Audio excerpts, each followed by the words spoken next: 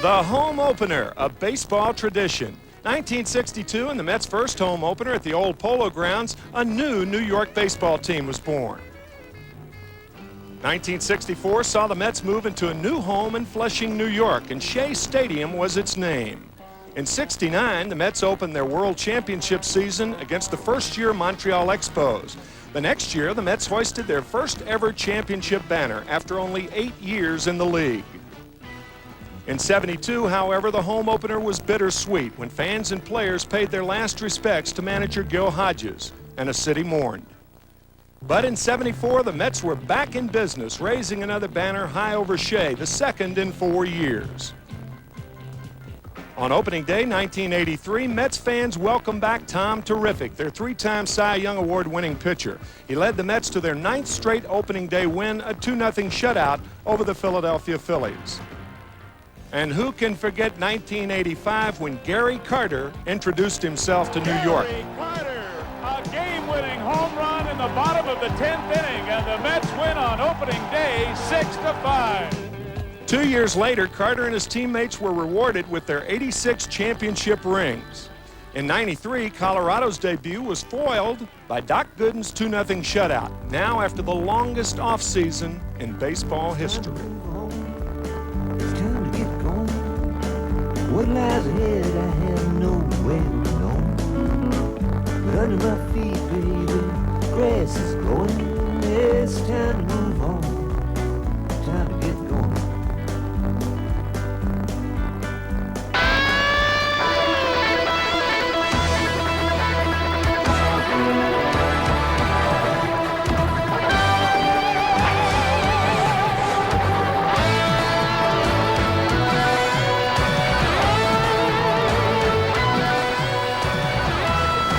Live from Shea Stadium in New York, tonight the Mets meet the St. Louis Cardinals.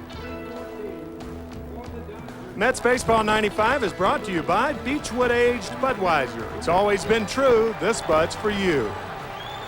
By Domino's Pizza. Call Domino's now and ask about our ultimate deep dish pizza specials. By the American Express card. And by your local Honda dealer. Pitching for the Cardinals this evening, the left-hander Alan Watson, a 6-5 record last year with a 5.52 ERA. And for the Mets, their ace, Brett Saberhagen, 14-4 last year, a 2.74 earned run average. And welcome to Shea Stadium in New York, as the New York Mets, for the first time in their history, will have a home opener at night. Hello, everybody. Gary Thorne, Tim McCarver, Ralph Kiner. Delighted to have you with us.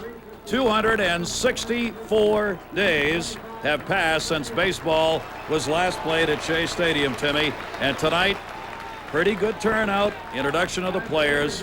Baseball at Shea. It is reminiscent of that song Autumn in New York that says it brings back the thrill of first nighting. Well, this is spring, not autumn, and there is a thrill in first nighting tonight. I'm glad to be back. Everybody is glad to be back. And Timmy, a sense of the feeling you think, where are we in this game with the fans at this point, and particularly around New York City? Well, I think it's going to take a while. I think it's going to take about a month, 6 weeks for the fans to get used to coming to the ballpark again. But I think when things start heating up, when pitchers start turning in good performances, when hitters start hitting, the feeling's going to return. That old feeling will return. Feeling. Yeah. Take a look at the players on the New York Mets for this new season, those who have left and those who are here. Dwight Gooden, gone. Jim Lindemann, Roger Mason, Kevin McReynolds, retired. Pete Smith, elsewhere with Cincinnati. However, on the brighter side, Brett Butler, what a great player he is, even at the age of 37. Jerry Hunsicker, the manager, the Mets player procurement director, says that Brett Butler is a young 37, and did he ever prove it in Colorado? Pete Harnisch will be going tomorrow. Doug Henry, Blas Minor, among the others that are new, and Brett Butler just introduced to the crowd here at Shea. And what a performance he had, Timmy, in Colorado. Everything the Mets had hoped for from this guy. Tremendous defensive catches in the outfield. More importantly, though, at the top of the order for the first time in a long time, the Mets have a guy who gets on base with speed. Well, the Mets led the National League in strikeouts last year. There are so many areas that Brett Butler helps the Mets. The one thing that they lacked, the biggest thing that they lacked last year, moving runners along. A guy on third with less than 2 outs, no assurity you're going to score him. I think Brett Butler, as much as anything, is going to show the Mets how to do that particular thing. Timmy, a tough opening in Colorado. They battled the weather. They battled the fact that a couple of pitchers didn't do as well as they'd like, including John Franco with a save. They come home 0-2, but in 2 games they could easily have won. Well, they scored 17 runs or 16 runs in 2 ball games, but the bullpen really blew some leads. They had 3 leads on opening day, and the 9th, the 13th, and the 14th. They blew all those leads, and then yesterday, leading 7-2, and Josias Manzanillo with a nightmare of an appearance. As far as the Mets are concerned, this, of course, is their ace. Brett Saberhagen, obviously not starting in either of the 2 games in Colorado. Here in the home opener, 14 wins last year. He is remarkable. As a matter of fact, he had 14 wins and only 13 walks to become the 4th pitcher in this century to have more wins than walks. You can look for a fast game from Brett Saberhagen. He was 2-0 against the Cardinals last year, 2-2 lifetime. For the New York Mets this season, I think everybody's expectations obviously were increased dramatically in overnight when Brett Butler came. The sense of the reality may be setting in a little after a couple of losses in Colorado, but a ball club that looks to be a better team than what they started with last year, certainly. And they had a pretty good year last year, only 3 games under 500. Butler, a big cog offensively, and the guy I think that is equally as important as Brett Butler is going to be starting tomorrow, and that's Pete Harnisch. If they can get 200 to 225 innings out of Pete Harnisch, he is going to be a big, big lift to the pitching staff. And one of the best guys in the game at driving people home is Bobby Bonilla, and Bobby's hope, of course, is that with Brett Butler now leading off, he'll have even more opportunities with people on base. It proved to be that way for him out in Colorado. If that stays the same, he could have a huge RBI season. And before Bobby Bonilla, you also saw Rico Brogna, and he's going to be with the Mets this year, hoping to prove that last year was not an aberration. You hear the crowd applauding as both teams have been introduced and the completion of the announcing of the New York Mets team here. There is going to be a moment of silence asked for right now as all of the fans here at Shea will be rising along with the players with the flag still at half-mast. A moment of silence for the victims of the bombing in Oklahoma City here at Shea Stadium.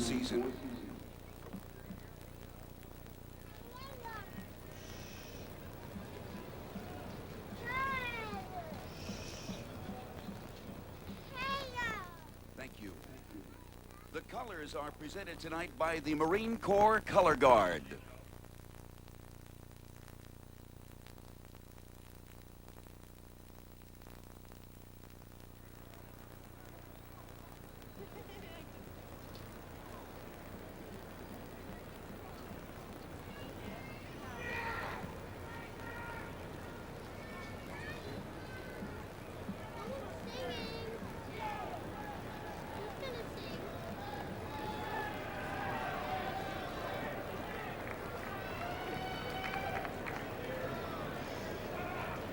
Please remain standing for the singing of our national anthem, performed for us this evening by the stars of Smokey Joe's Cafe, the songs of Lieber and Stoller, now at Broadway's Virginia Theater. This show celebrates the spirit of the songwriting team that penned such 50s and 60s hits as Jailhouse Rock and Stand By Me. They have delayed their curtain to be with us tonight, so please give a warm welcome to the cast of Smokey Joe's Cafe.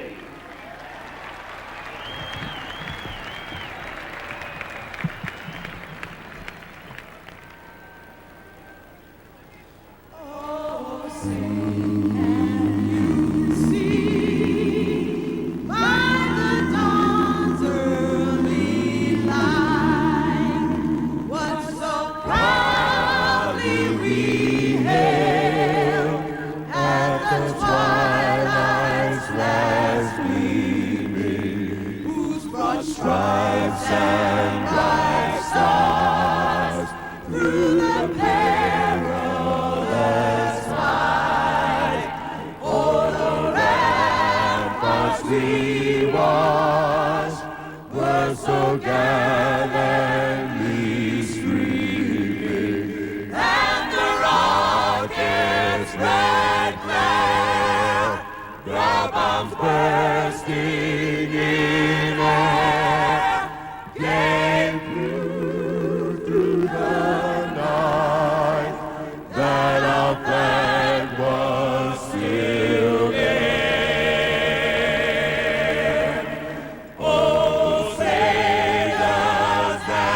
Star-Spangled Banner yet wave.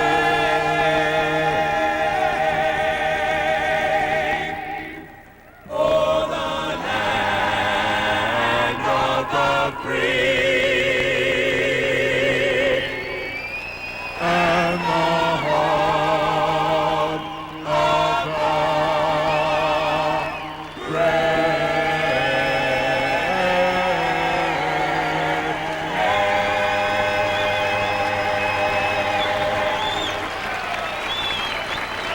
From the Broadway production, Smokey Joe's Cafe, yowzer. Oh, yeah, that was wonderful. They put off the start of their show tonight. Timmy was just telling me they're going to be helicoptered back to the city. Right, 8:05 curtain.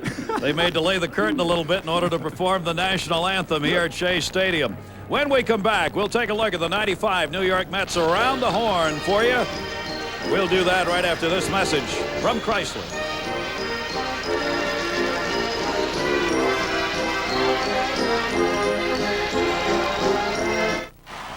Out at the game, everyone's eating them.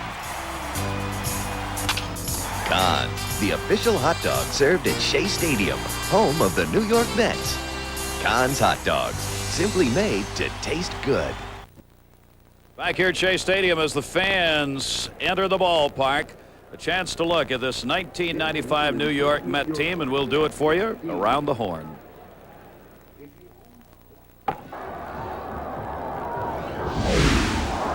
The 1994 Mets showed great improvement, but they did not stand pat during the offseason.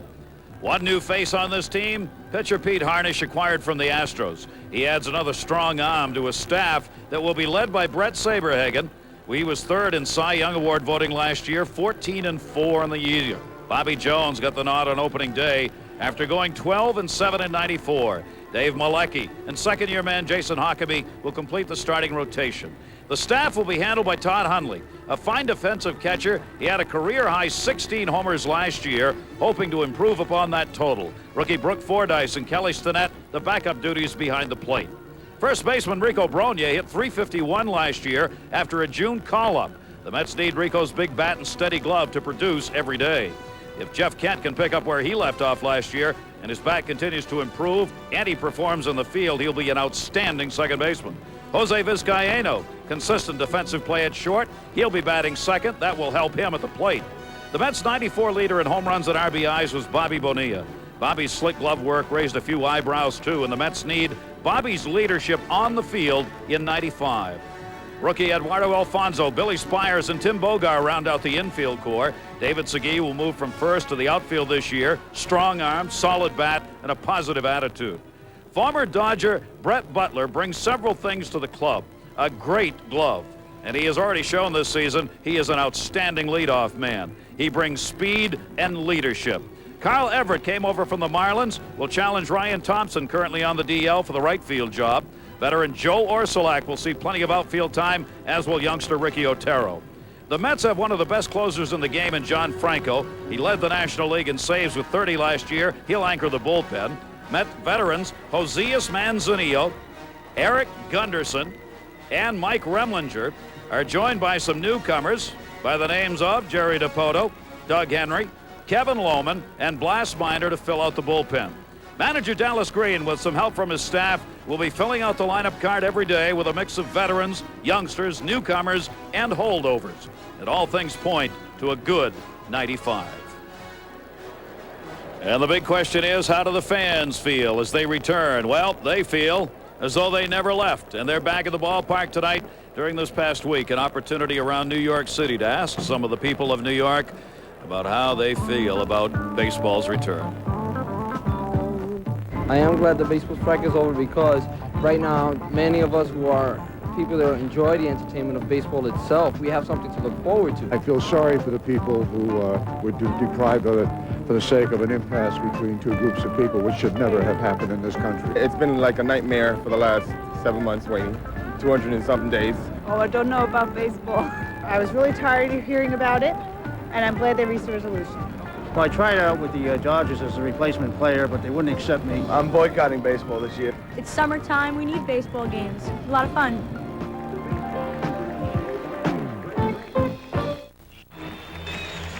Welcome back to Shea Stadium, everybody. New York Mets and the St. Louis Cardinals. Cardinals 1-1. The Mets coming against this one 0-2. And hoping to get on the win track here at home before a real good house that's going to be on hand for tonight's game. And, of course, with the Mets ace on the mound in Brett Saberhagen. A few fireworks still going off there. See Saberhagen's numbers, 14-4, and that 2.74 ERA, second best in the league last season. As Timmy said, just 13 walks. Nobody doesn't put them on freely like Brett Saberhagen. Extraordinary.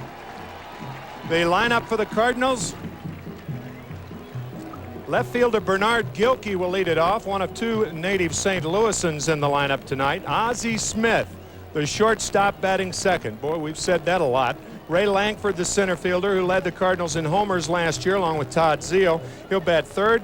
Newcomer Scott Cooper, traded from Boston earlier in the spring. Brian Jordan, followed by John Mabry. Todd Zeile has a broken left hand. He'll be out for another 10 days. Todd Pagnozzi behind the plate. Jose Oquendo, the second baseman, an ex-Met in his 10th year with St. Louis. That's hard to believe. And the left-handed pitcher, pretty good hitter, Alan Watson on the mound. Take a look at the defensive alignment tonight for the New York Mets behind Brett Saberhagen. In the outfield, David Segui, Brett Butler. Kyle Everett will be in right field. Bonilla, Vizcaino, Kent, and Bronya in the infield. Todd Hundley, off to a good start at the plate, will be doing the catching. And Brett Saberhagen, the ace of the Mets staff, on the mound, the 31-year-old right-hander. Last season was 2-1 against the St. Louis Cardinals. Lifetime Brett Saberhagen is 2-2. Dimensions of this ballpark: 338 down both lines, 371 to the gaps, 410 to center. And Willie Mays telling me one time that Shea Stadium was the toughest center field to play in the major leagues, and that's saying something coming from a guy who played most of his career at Candlestick. Yeah, really saying something.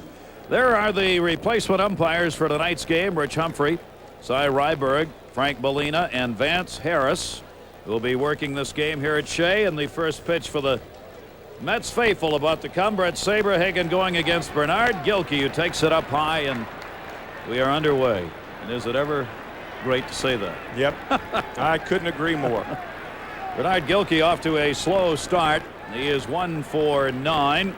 Said the Cardinals coming in with that 1-1 mark. Line base hit into left field. Gilkey played back in by David Segui. And the Cardinals have their leadoff man on base against Brett Saberhagen. Second, shortstop, number 1, Ozzie Smith. There is the mayor. Rudolph Giuliani throwing out the first pitch prior to tonight's game. Kind of a doubleheader of sorts for the mayor. He threw out the first pitch at the Yankees opener the other day. That's his son Andrew alongside. And Ozzie lays it down. Great bunt. Saberhagen the throw. And they'll get him with Bronya staying in the bag, but a sacrifice for Ozzie Smith. And that'll move Bernard Gilkey down to second base with one away. He could still do a lot of things, and that's one of them. I think Smith was trying for a base hit here. He didn't get it closer, or had he gotten it closer to the line, he may have had a hit. But Saberhagen, along with everything else, is a superb fielder. Good move to first base, barehanding that ball and throwing Smith out. So a runner now in scoring position as Ozzie's congratulated on his way back. And that will bring up Ray Langford, left-handed batter against Saberhagen, with an RBI opportunity here in the first inning. For Langford on the season, 1 hit in 6 at-bats, but he has been a very difficult out for Brett Saberhagen in the National League. 8 for 17 for his career. Tough guy in the clutch. He led the Cardinals last year in walks, multi-hit games, base hits. He had a poor 1993, but rebounded last year strongly. 113 strikeouts, about the only negative in his numbers. Second in the National League in strikeouts. Fastball, Saberhagen, that's an extra base hit down the line. Gilkey makes the turn at third. He'll score. Fell down. He'll still score. Going into second base. Stand-up double for Langford. And Gilkey's the first run across. And Langford may have injured himself going around first base. Jose Cardinal, the first base coach, down to check him out. And now here comes Joe Torre and the trainer of the Cardinals, Gene Gieselman. It looked like the right knee or right ankle of Langford when he was rounding first base. Went right out from under it. Yeah. I mean, normally he would have a triple on a ball that hugged the wall like that. Carl Everett, remember, his first time that he has played here at Shea in right field. He went to play to Karam, and the ball hugged the wall. And by the time Everett got to it, Langford pulls into second base. But this is his turn at first base. That's actually Gilkey, who is slipping at third. Beg your pardon.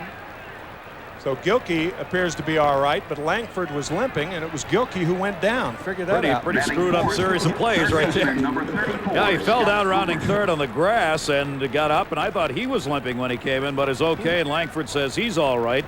So credit Langford with the RBI. And here's the newest member of the St. Louis Cardinals, off to a great start.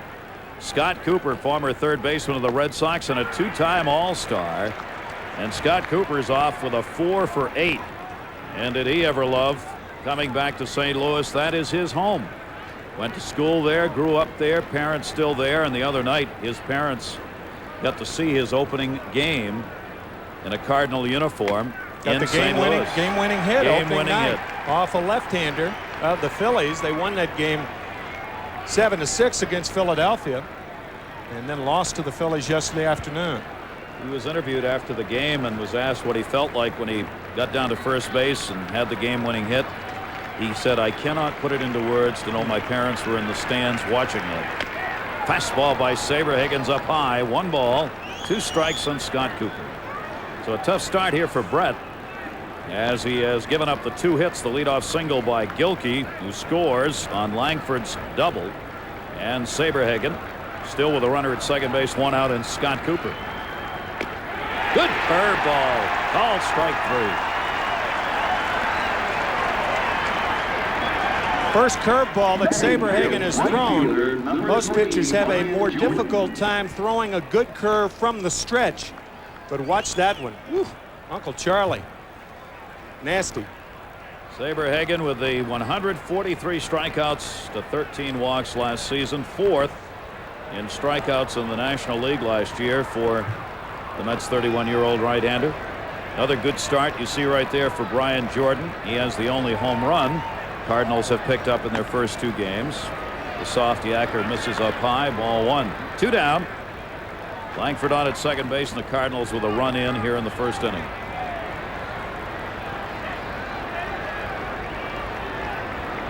Brett primarily a ground ball pitcher when he is on. He'll keep the infield busy, along with a goodly number of strikeouts. Outside corner fastball.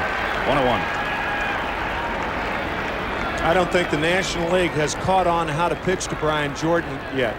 Most football players you try to crowd because they're muscle bound. They're very thick in the chest. Most have little flexibility on balls inside, and that is the case with Jordan.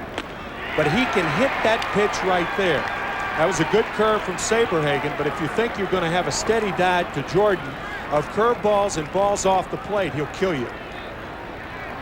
There you see him going through that one, but he was hungry for it. He got a good cut at it. 1 ball, 2 strikes on him. Fans applauding for another strikeout for Saberhagen. 1-2 delivery. Got him. So Brett Saberhagen gives up a run on 2 hits, strikes out 2.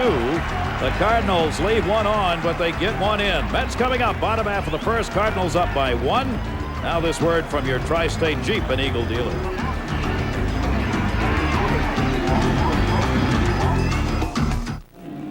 Here in Mets tonight will face a 24-year-old left-hander by the name of Alan Watson, who's returning home from Jamaica, New York area. Middle Village, in fact, is where he's from. A lot of tickets are out tonight. He's got the family behind home plate to watch him pitch. Mets lineup is brought to you by your Tri-State Quality Ford dealer. Brett Butler leads it off, one of the classic leadoff men in the game. Jose Vizcaino, the shortstop, batting second. Rico Bronya at first will hit third, followed by Bobby Bonilla. Jeff Kent, the second baseman, batting 5th. David Segui, the switch-hitting left fielder, hitting 6th. Carl Everett, the right fielder, batting 7th. And Todd Hundley, with a grand slammer to his credit already this year, batting 8th. And Brett Saberhagen batting 9th. Take a look defensively at the St. Louis Cardinals, always noted for a good defensive play and some pretty good speed. Gilkey, Langford, and Jordan in the outfield. Cooper, Smith, Akendo, and Mabry, with Pagnozzi handling the left-hander Alan Watson. And Brett Butler, nice hand as he stands in. Cooper moves in at third, and the breaking ball catches the inside corner. One thing that Brett Butler can do, he can take the defense and treat it as though it were an accordion. He can really squeegee it up. Outfield shallow, infield shallow. Off to an outstanding start. 5th in hits in the early couple of games in the National League. 5 for 8. Butler getting on base in that Colorado series and scoring runs, which of course is what it's all about for the New York Mets in acquiring him. He's already has scored 4 times. Takes Watson's fastball up high. 2 balls and 1 strike. Alan Watson, the mixture of pitches, fastball, slider, curve, working on a changeup. 6'3", 190-pounder. 24 years old, 6-5 last year. 2-1 delivery. This is up high. And he attended Christ the King High School on the Metropolitan Avenue in Middle Village, where he played some street ball.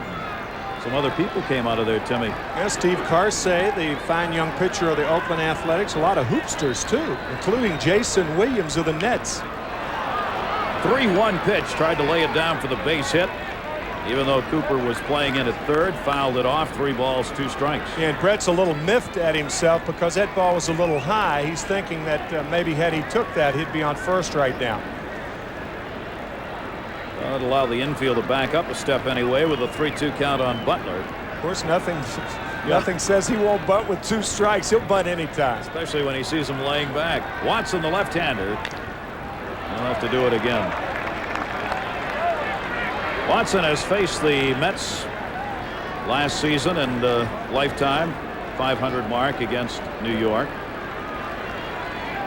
Alan Watson being counted on to fill that number 3 position in the rotation, and being the left-hander 3-2, and again fouled off, and boy, Butler will do a lot of that. That's 7 pitches already that he has seen. He gives the rest of the lineup a lot of chances to see what the pitcher has on a particular night. Vizcaino on deck, so it's not necessarily only Butler getting on base, but it's what he does when he doesn't get on base that's important. 3-2 for the 3rd time. Left center field. Langford, the center fielder, moving over and calling. And he'll put it away, and Butler's retired, but it took 8 pitches to get him out. 1 down. Along with Butler getting on and adding to the top of the lineup for offensive production for the Mets, the hope also is it will help Jose Vizcaino, who is not a leadoff batter, but had to take that role for the Mets, as Dallas Green said, because there wasn't anybody else to do it. He gets to hit now in a slot more appropriate for him, batting second. 1 down, base is empty. Vizcaino off home plate. Be a fair ball if it stays fair. It does not.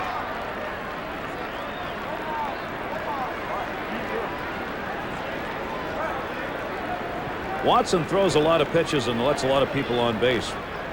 He had a 5.52 earned run average, even though he went 6-5. The reason is he's had tremendous offensive support from a team that generally doesn't score a lot of runs.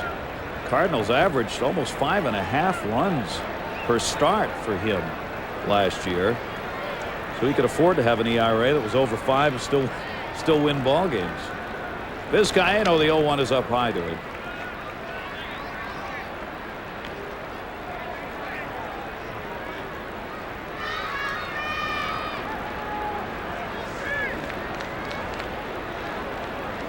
One. Mets against the left-handers last season were 18-14 against left-handed starters, 4 above that 500 mark on southpaws. One of the things that you pick up off Alan Watson is that he's very difficult to pick up at the plate. And one reason is he's a stiff armor. Here, you've heard of a stiff armor in football. Strike 3 called. Rarely have you heard of one in baseball, but there are a lot of guys who deliver the ball with the stiff left arm. It seems like left-handers are more prone to that than right-handed pitchers, but there's not a lot of flexibility in his delivery, and for that reason, he freezes Vizcaino on that fastball, and there's the delivery. Left arm is almost straight when he delivers the ball. He's a lot like Raul Cormier, who was traded to Boston. Vizcaino down, 2 down, and Rico Brogna. That, by the way, is not the type of delivery that encourages longevity in a pitcher either. Often pitchers who deliver the ball like that come up with arm problems in the shoulder primarily. Brogna takes that one down low. 1 ball, 1 strike. Watson also comes across the body a little bit, making it extra tough on left-handers to kind of hang in there. See, as he steps to first, comes back across. Brogna fouls it off. 1 ball, 2 strike count. And it showed in the numbers last year against him. Left-handers hit 227, while right-handers hit 300 off Alan Watson. And that, looking at that motion, is fully expected.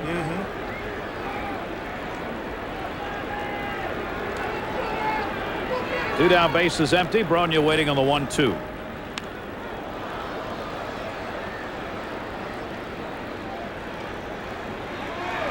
He had to get his scouting report on the phone today on the New York Mets. The fax never arrived at the hotel from his advanced scout, so about 5:30 he's in the office on the telephone. Tell me what you know about the Met pitching staff. 1-2 is hit off the fist foul.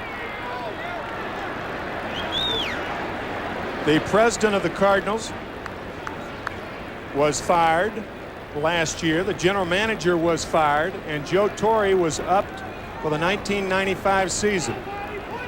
Now Maxville was the general manager. Stu Meyer, the president. Well, Watson gets a couple of strikeouts as Brogna's number 2, and the Mets are retired in order. We've completed 1 here at Shea. Cardinals lead it by 1. Now this word from Pontiac.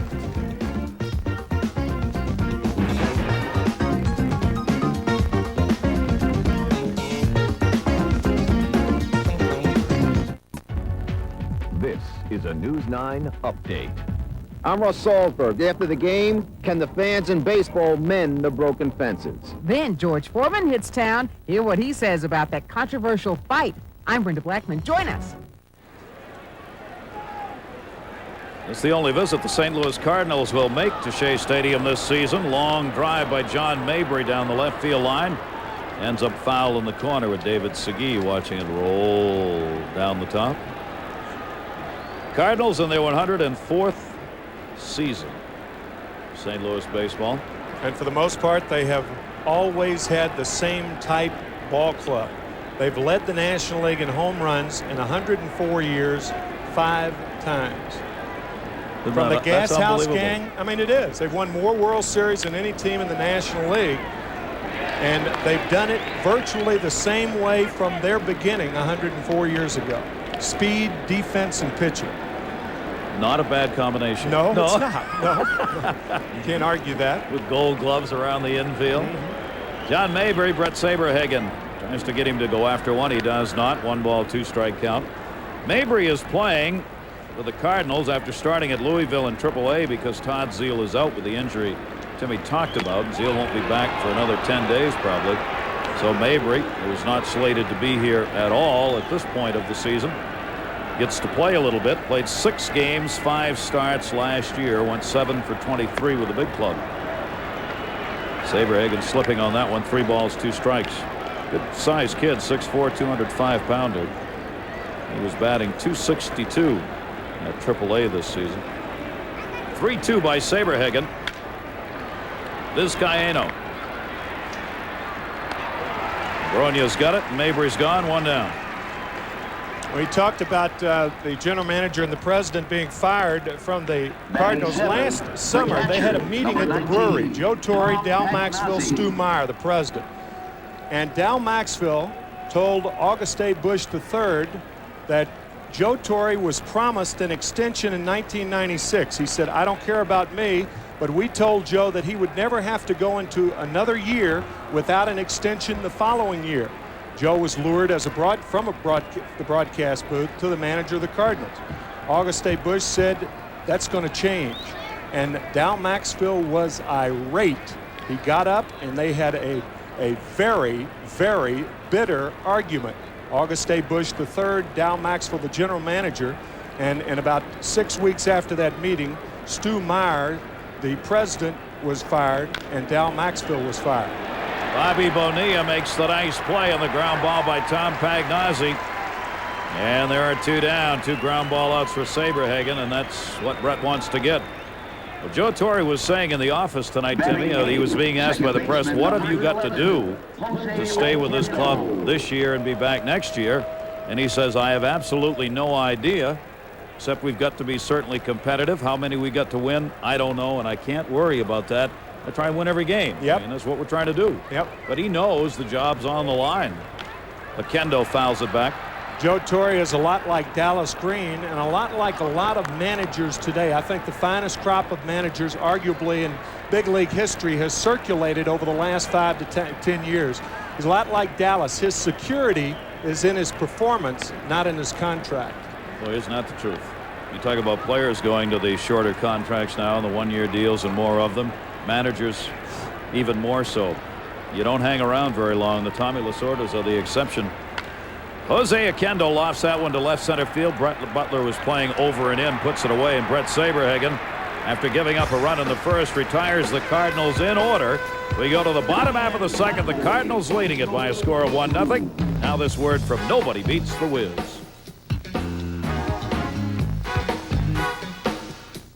KT gets caught in a gang war between brothers. I love you too, bro. On the next Robin's Hoods. Sunday at 9 on UPN 9. Back here at Shea Stadium, delighted to have you with us here on WWOR, our first broadcast of the 95 season. Gary Thorne, Tim McCarver, Ralph Kiner. St. Louis Cardinals, the 1-0 lead on the Langford double in the first inning, bringing Gilkey home against Saberhagen. Mets middle of the order, Bonilla, Kent, and Segui. Coming up here in the bottom of the second, Dallas Green likes his ball club. Wants to get their feet back on the ground after all the discussion when Butler came about how good they were going to be. He thinks they can be good, but you got to go out and win the games. And that's his constant reminder that a team at the end of spring training and early on. Dallas has his own vocabulary when talking about teams. Bonilla fouls it off. He says he loves a team with 25 guys with a lot of belly. And he feels like he has them this year. A much, much improved ball club. Bobby Bonilla, as we said, should get lots of RBI opportunities with the likes of Butler ahead of him. Inside doing. Almost caught him on the wrist. 1 ball, 1 strike. Well, Watson will do that after 2 home runs in a game last year against the Florida Marlins. He hit Orestes Estrada, the first baseman. Bench is emptied, and a huge brawl ensued. But Watson will come in on right-handed batters. And they want him to do that more. Sure. They don't believe he's been doing enough of that last season, even though he plunked 8 guys. That was the last thing Estrada did in Major League Baseball. Yeah. That was it. Yeah. He was gone after that. Fouled off. He's back in Japan back now, in Japan. Right? Yeah. Matter of fact, it was after 2 home runs were hit, and the first guy who hit a home run was Carl Everett, his first Major League home run, and of course he's in right field batting 7th tonight. Bobby Bonilla with a 1-2 count. Left-hander Watson. You saw Bonilla turn around on one of the calls with a home plate umpire. He was part of a big dispute that took place out there in Colorado in that first game, 14 innings. Bobby has the habit, when he is unhappy with a call on a strikeout in particular, of just kind of flipping the helmet backwards and dropping the bat about 4 feet from home plate. That's what he did that got him tossed out of the game and got Dallas Green tossed out of the game when he came to argue. 1-2 is inside, 2-2. Now, it is Bobby's way of showing disdain, but it's certainly not the type of disdain that warrants an ejection, in my opinion. I didn't think so either. And it may have cost them the game. Could have. On a play that ended up at third. Swung on, chopped to second base, Jose Oquendo. Over to Mabry at first. Bonilla's retired, one down in the Mets half of the second inning. I know the play to which you are referring. Tim Bogart was in at third in the 14th inning. The Mets up by a run with a man on first and one out. A tough play hit to him, tough chance. And but it could have been two had he fielded it cleanly. He booted the ball, and with runners on at first and second, one out, Dante Bichette ended it with a 3-run homer. Yep. Watson gets Bonilla, one down, and here's Jeff Kent, who has started the season out.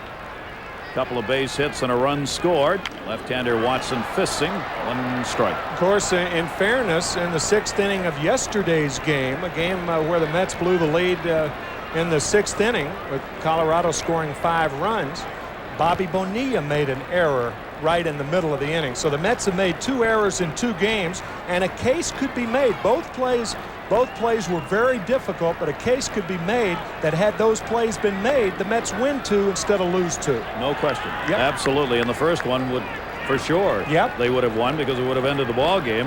And the second one certainly looked like it could have been in that same category. Jeff Kent, an outstanding batter against left-handers, 373 off lefties last season. Fouls that one down, 1 ball and 2 strikes on Kent. Jeff looking to have a big season, would like to have had spring training go a little longer. He likes to take his time getting ready for a season and didn't have quite as much as he would like to have had this year. 1-2 delivery by Alan Watson. Tough jam pitch. Fair ball played by Mabry to the bag. Outpitched him that time, 2 down. Matter of fact, we talked about those 2 errors, 2 pivotal errors in Colorado. We'll show you in the top of the 14th inning, a game that lasted 4 hours and 47 minutes. This is a play that could have ended the game. Ground ball to third, in between hop for Bogart. He bobbled the ball, but had he caught it, could have been 2. In yesterday's game, 6th inning, Josias Manzanillo having all sorts of problems, and a ball hit to Bonilla at third. Segui pounds that one to Jordan, who goes over and puts it away. So Segui retired, and Alan Watson, the left-hander, has retired all 6 Mets he's faced, with the Cardinals up 1-0 after 2. Now this word from British Airways. Opposing pitcher Alan Watson fouls back the first pitch from Brett Saberhagen. He got a hand from the family behind home plate as he stood in the batter's box. We told you Watson out of Middle Village. A couple of baseball tosses away. 0-1 delivery to him. Watson 6 for 38 as a hitter last season. Will be followed by Gilkey and Smith in the order. He led the Cardinals in hits and sacrifices. As a matter of fact, he was a designated hitter in college. New York Institute of Technology. He was a good designated hitter too. 5th in the nation, as a matter of fact. So he can hack. All-star, All-American caliber for him at the collegiate level. 2-1 delivery. Saberhagen throwing gas, and he can't hit. Brett Butler's got a long run to cut that off, and he does. Butler had him shaded way over towards left field, and Brett had to go a long way to cut that ball off, and Watson's on with a base hit. Alan Watson shows you how you can turn a double into a single. That's a reverse stretch. Nice play by Butler.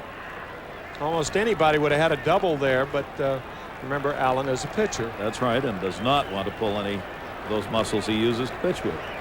So that's 3 hits for the Cardinals now. Leadoff man on for the 2nd time in 3 innings. And the leadoff batter, Gilkey, who singled and scored the Cardinals' run in the 1st. Gilkey's a Mets killer. Last season had some outstanding numbers against New York. He hit .310 last year, had a 4-run game against the Mets. Batted .253 last year. The breaking ball by Saberhagen is there. Gilkey now 5 for 17 lifetime with 1 home run off Saberhagen. Watson, the pitcher, is being held by Rico Brogna at first base. A little strange. Yeah. Breaking ball there again. Watson, as we said, a very timid base runner. Best base runner as a pitcher, along with all his other accolades that I saw, played with or against Bob Gibson. Had 9 stolen bases one year. Speaking of which, line drive, base hit right field. Watson will stop at second base.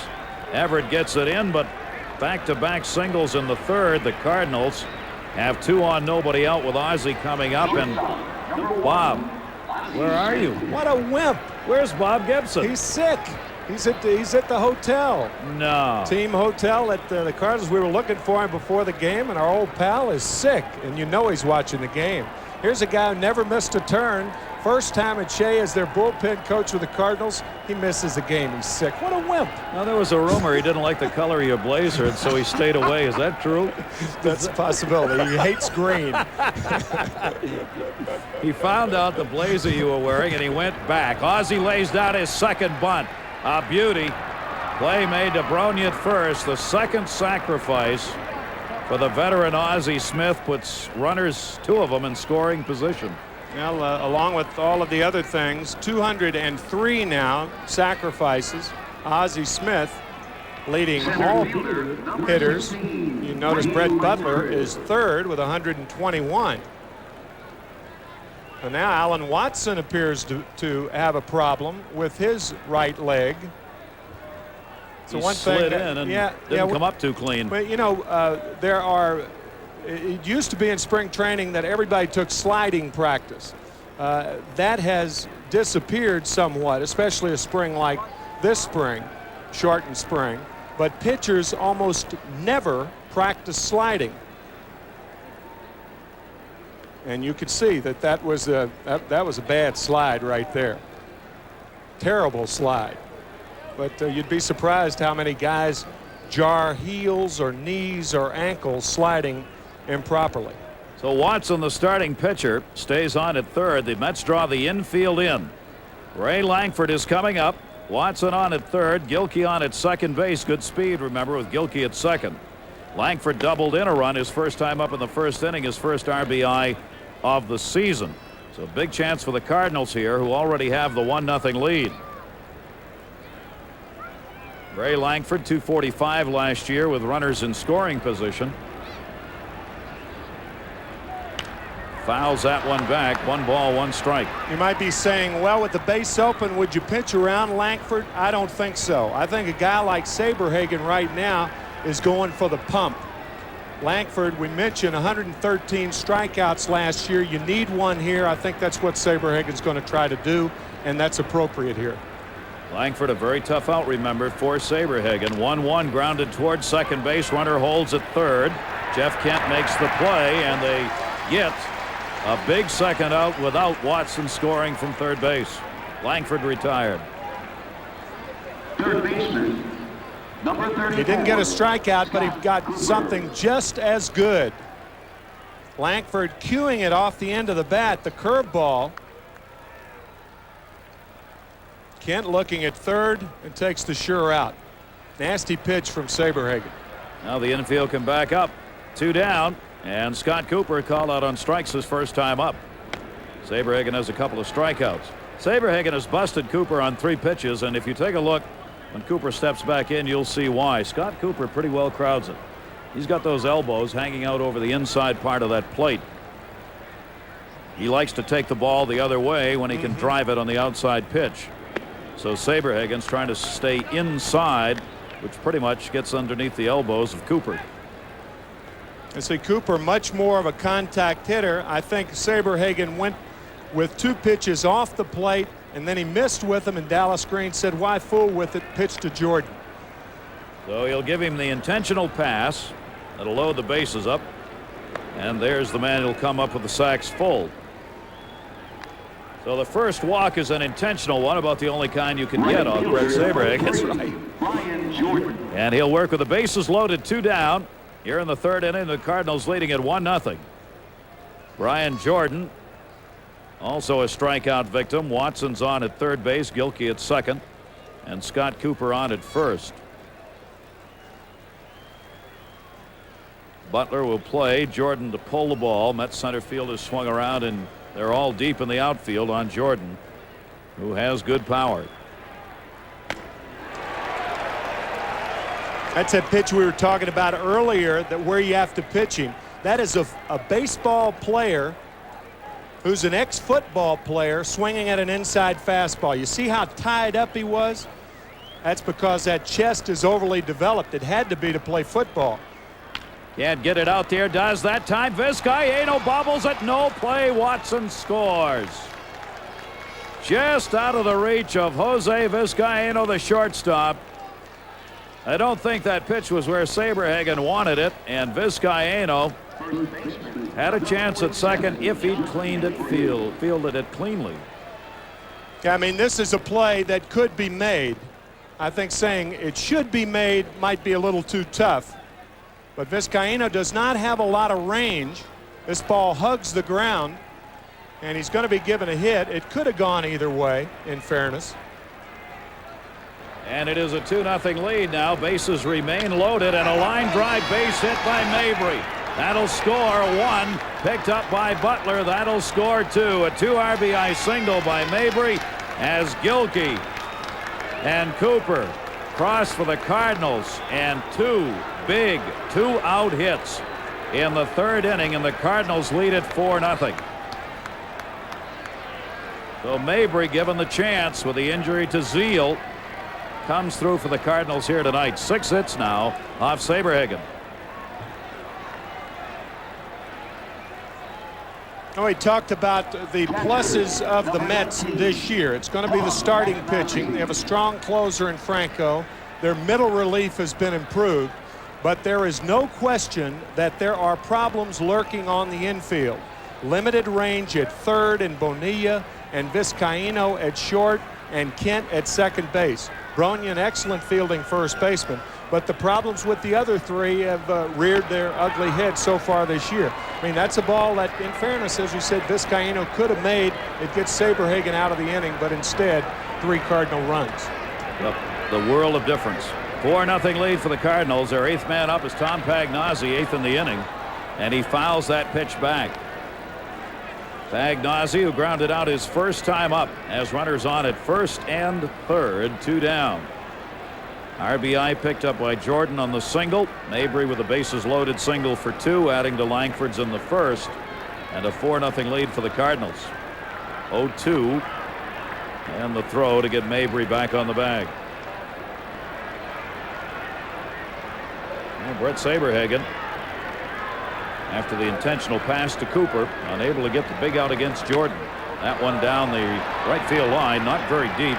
Everett's got a long way to go. Will get there in fair territory, says the first base umpire. But a big inning here, 3 runs in for the St. Louis Cardinals, and the Mets go to the bottom of the third, down 4-0 after this word from Dodge.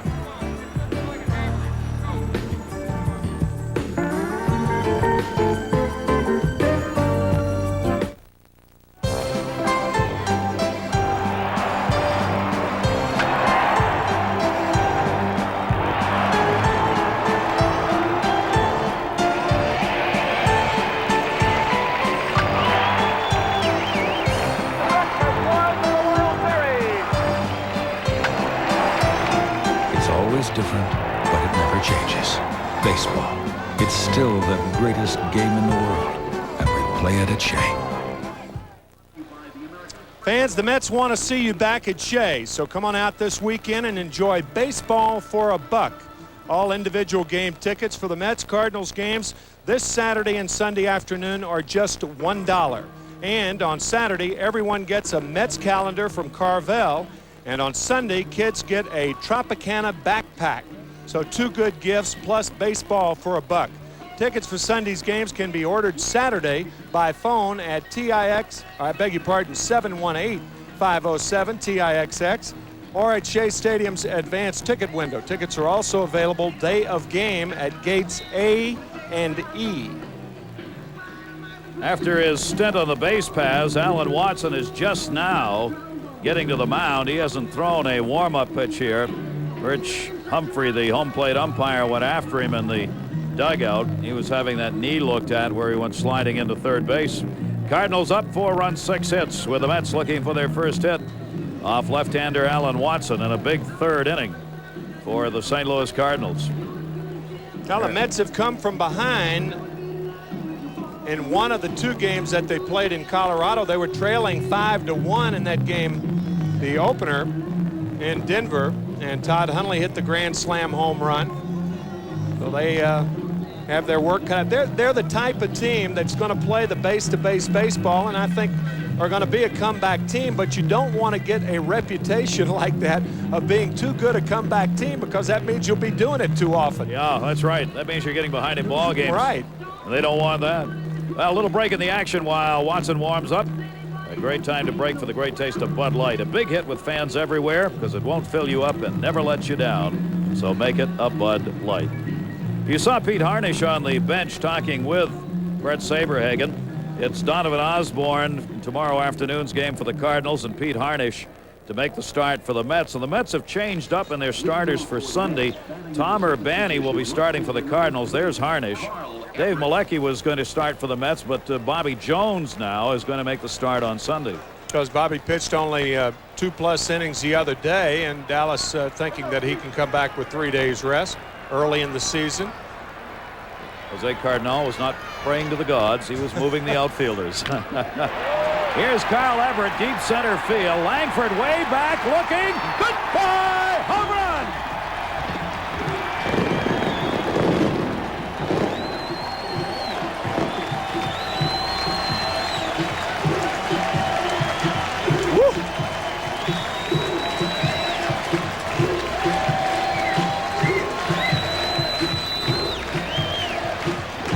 Welcome to Shea Stadium, Kyle Everett.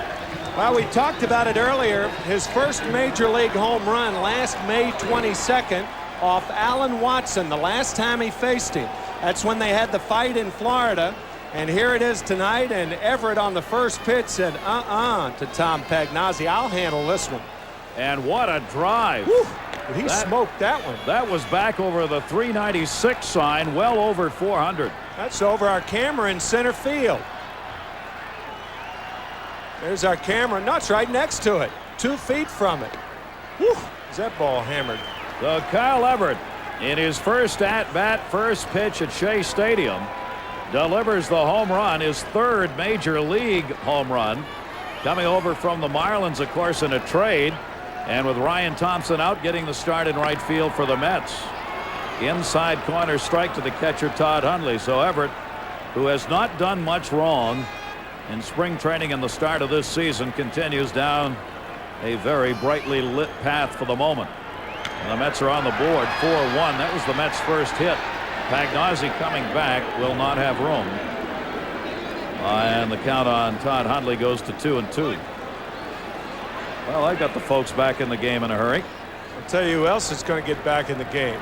Ryan Thompson. If he keeps hitting like that, you'd be amazed at how well guys get. Everett taking over for Thompson, who is on the shelf. Slipped and fell, did Ryan, in spring training. Carl Everett, a fine-looking young ball player, coming to the Mets for Kilvio Veras, who's a starter for the Florida Marlins. Scott Cooper, there's the arm that's made him an all-star third baseman for 2 years with the Red Sox. Slow of foot, not particularly strong in reaction, but when he gets the ball, look out.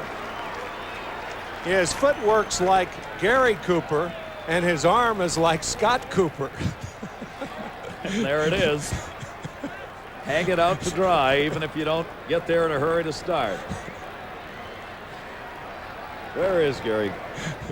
Cooper. One of those two. Brett Saberhagen with 1 down here in the 3rd inning. Mets 1 hit, 1 run. Home run by Everett is his 3rd RBI in 3 games for the Mets here this season. 1-0 delivery by Watson, and Saberhagen swings through it. Saberhagen would like to get a little back after Watson started out that 3rd inning with a single. There's Butler on deck. Watson, the pitcher, really helped himself. 3 runs, 3 hits in that 3rd, and he kicked it off. 1-1 bunting for a base hit. He may get it. Watson's going to have to hurry. He won't.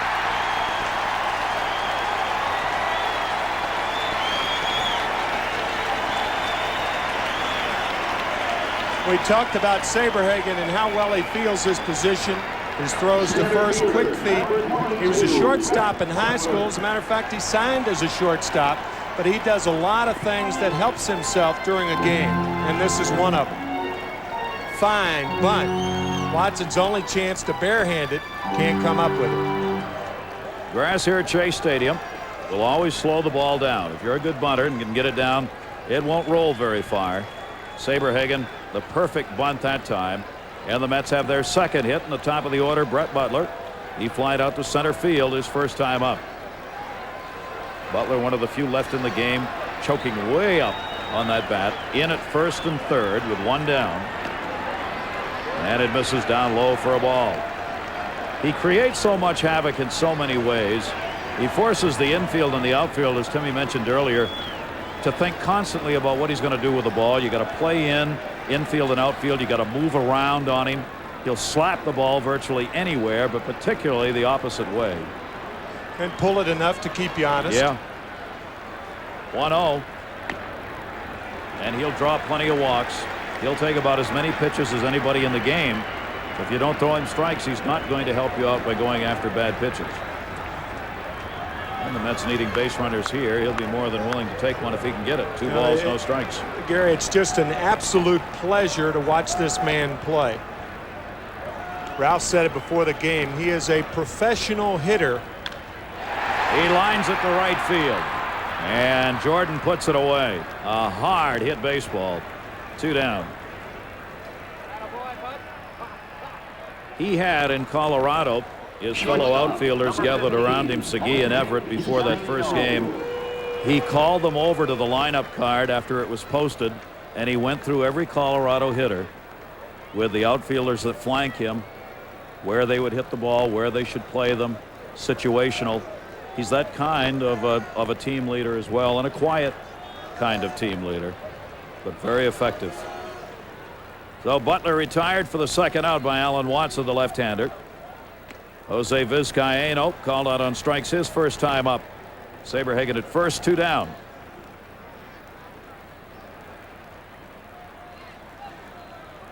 Vizcaino and Todd Hundley became the last 2 Mets to sign, as a matter of fact.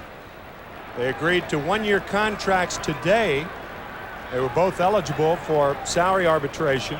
They agreed to terms to 1-year contracts with the Mets. So now all of the Mets roster is signed. Base hit going on to third base. Saberhagen.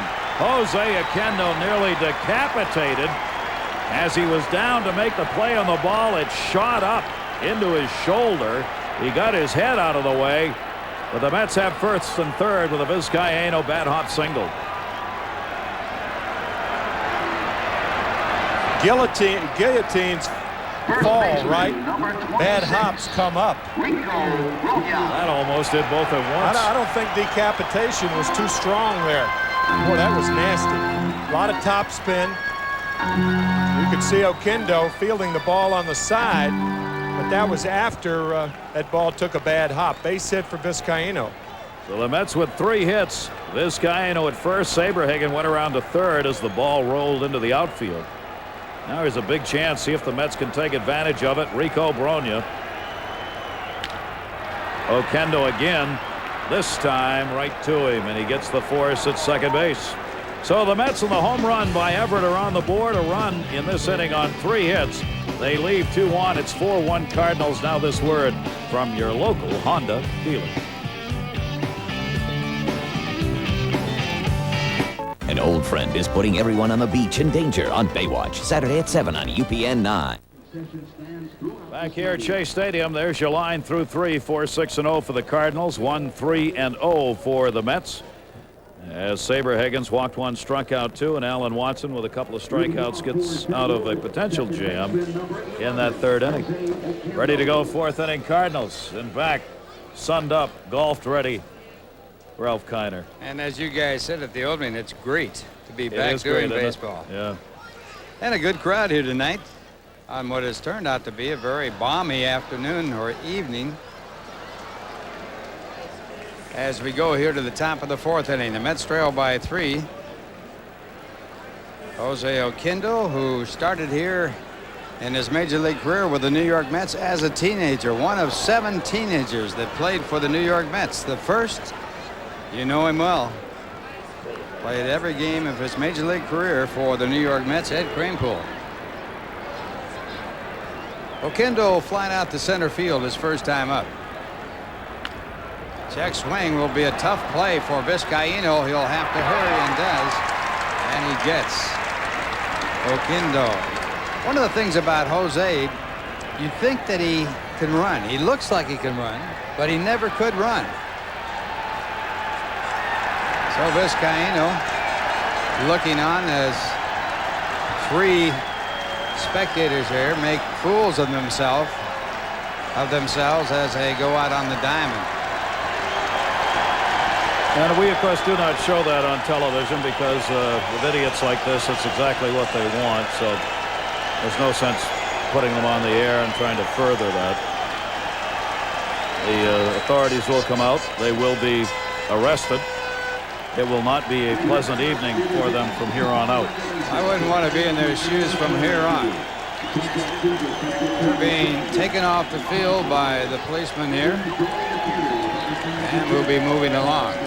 Cardinals leading 4-1. They got a run in the first inning and 3 more in the third on a real gift by the official score and also by the shortstop Vizcaíno. He had the inning over. If he had fielded the ball, it was credited as a base hit, but should have been scored as an error. The ball should have been fielded. That's money out there. When they came out on the field, they threw those dollar bills out there. Got to be fake. They could have just come up here. I mean, we would have. I mean, now it's a different play. We would have been happy for them not if they wanted to give money away. Might have put them on television. Don't go on the field. Come up here and tell us what you'd like to do, that you'd like to give us money. We can do a quick shot with you that would be fully legal. Put the money in, and you could go back to the seats, and they would have got to watch the rest of the game. But no. They made a mistake. They made a very, very bad mistake.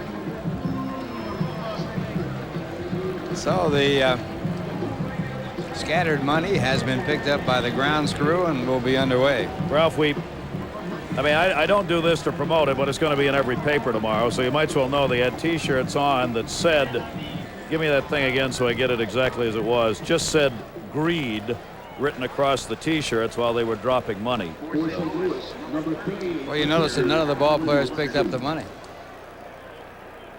There's a comment on there, Ralph, but I'm not. Now, if Vince Coleman was here, I think he would have picked it up. He might have gone. He might have fell for it. He went from $3 million to $250,000, so maybe he would have picked up a buck. And signed a minor league contract. Yes. And now the batter is Alan Watson, who singled to start off a 3-run inning back in the 3rd inning. Watson, a very good hitter. He had 5 runs batted in last year for the Cardinals.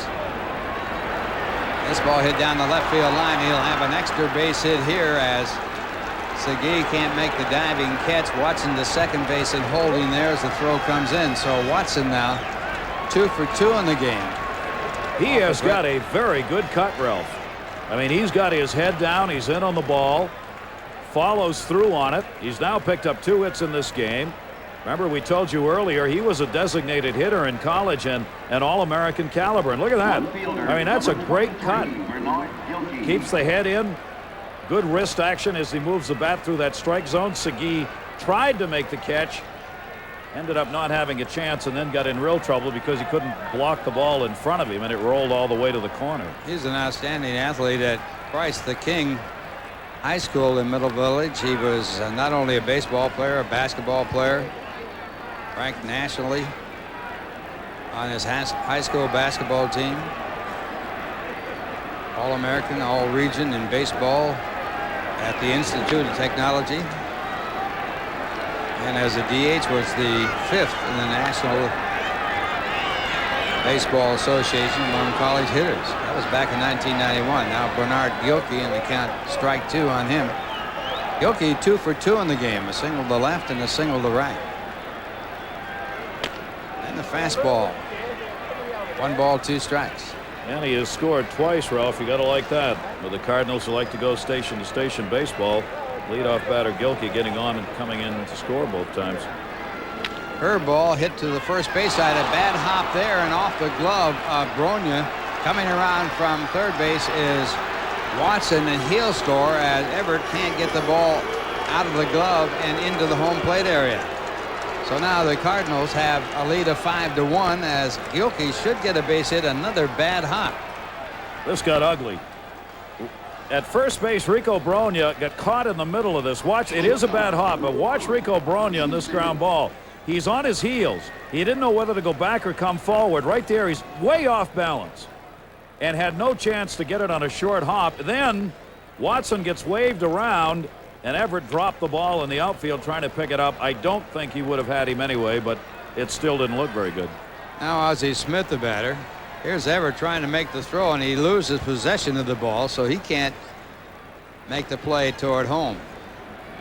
Ozzie with 2 sacrifices in this game, and he hits it down the first. This time fielded by Bronya. They'll try for the double play and get it as Bronya goes to Vizcaíno and then back to first base.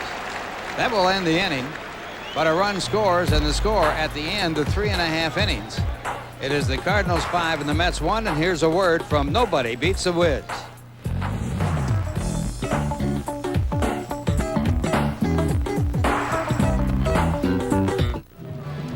Cardinals leading by a score of 5-1 as we go to the bottom half of the 4th inning. And this game is brought to you by Nobody Beats the Wiz Home Entertainment Centers. And by your Tri-State Toyota dealer. I love what you do for me. Toyota. Hitting into a double play. That just never happens. He did it 3 times last year, which was 5th best in the league. Langford, Butler, Reggie Sanders, Barry Bonds, and Ozzie Smith were the 5 toughest to double up. And Ozzie ended that inning hitting into a double play. The other side of that, Gary, is a fellow who hit into 4 double plays in one game to tie a major league record, is in this ballpark right now. Joe Torre. That's Joe hard Torre to did do. that for the New York Mets. He said it wasn't his fault. He said it was Felix Meon's fault because Felix had singled all the times that and was on first base. He should have had a double there somewhere, right? That's right. And now the batter for the Mets as they bat here in the 4th inning is Bobby Bonilla, and Bonilla grounded out his first time up. So far this year, Bonilla 3 for 10, hitting .300. No home runs, 3 runs batted in. Alan Watson, the pitcher, and the breaking ball pulled down the line, foul, strike 2. So far, Watson's been able to do what he must do to win. Talking with Joe Torre before about Watson's performance, he has no particular great pitch to rely on. He's not overpowering. A slider that's decent, a yacker that's once in a while pretty good, but he's just got to mix it up and keep a hitter off balance. And Bonilla with that half swing fouls it off to stay at strike 2.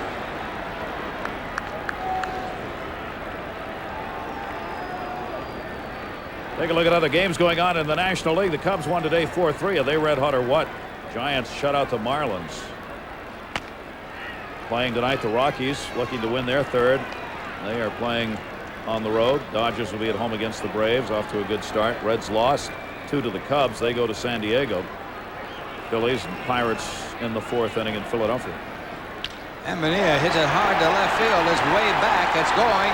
It is gone. Goodbye. Bobby Bonilla with his first home run of the year, and the Mets get another on the scoreboard.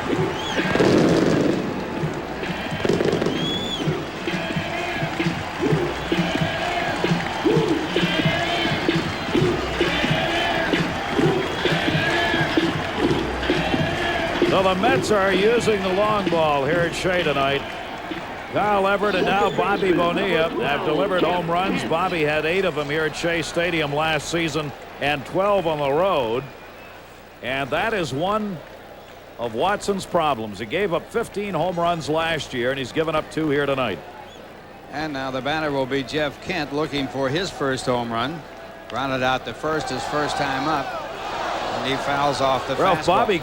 Bobby kind of wished this one out. Watch where he hits this ball on the outside part of the plate towards the end of the bat. He wasn't quite sure when he hit it, and he stood there giving it the Carl Fisk dance a little bit, hoping it would go. It ended up well over the wall and left. One strike to count to Jeff Kent, who had a great April last year. And this one down the right field line. It'll be extra bases. Kent on his way to second. Jordan having a problem in right field picking that ball up, but he does get it back in time to stop Kent at second base. So the Mets now with a run in, a runner at second base, and no one out in the bottom half of the fourth as they trail 5-2. And Jeff does what good hitters do. Take the pitch where it's delivered. Outside half of the plate, right down the line. Jordan was playing him more towards center field, had a little problem catching up to it. Kent thought about making the turn, but with the Mets down by 3, properly stayed at second base. And no one out. Kent taking that double look out there, trying to figure out whether he should really go. He has to really pick it up from the third base coach, Mike Cubbage. That'll bring up David Segui. Segui flying out to right his first time up. Mets trying to get back in this ball game. As the Cardinals lead 5-2. Segui came into this game hitting .500, 3 hits and 6 at bats with 2 runs batted in. And as we were just talking about Watson being successful by keeping the hitters off stride, as so often happens with a pitcher like that, Ralph, the second time around in the order, they start to catch up with it, and that's what's happening here. And the left-hander's first pitch swung on, missed. Right-hand batters against Watson last year hit .300 with 12 home runs. Both home runs in this ball game have been hit by switch hitters batting right-handed. Left-handed batters having more problems, hitting just .227 against Watson last season. This is a point David Segui would like to improve on. He hit only .190 against left-handers last year. I'd like to pick that number up, get it over that .230, .240 mark. Segui also a switch hitter, and Watson misses. 1 ball, 1 strike. You're watching Mets Baseball 95 on UPN 9 WWR TV, Secaucus, New Jersey. Ralph Kiner along with Gary Thorne and Tim McCarver bringing you the first of our broadcast here on WWOR TV. And Segui doesn't make contact there. 1 ball and 2 strikes. We'll be back on the air on Sunday right here on WR TV. It'll be Bobby Jones pitching for the Mets against Tom Urbani. Jones a no decision opening day against the Colorado Rockies.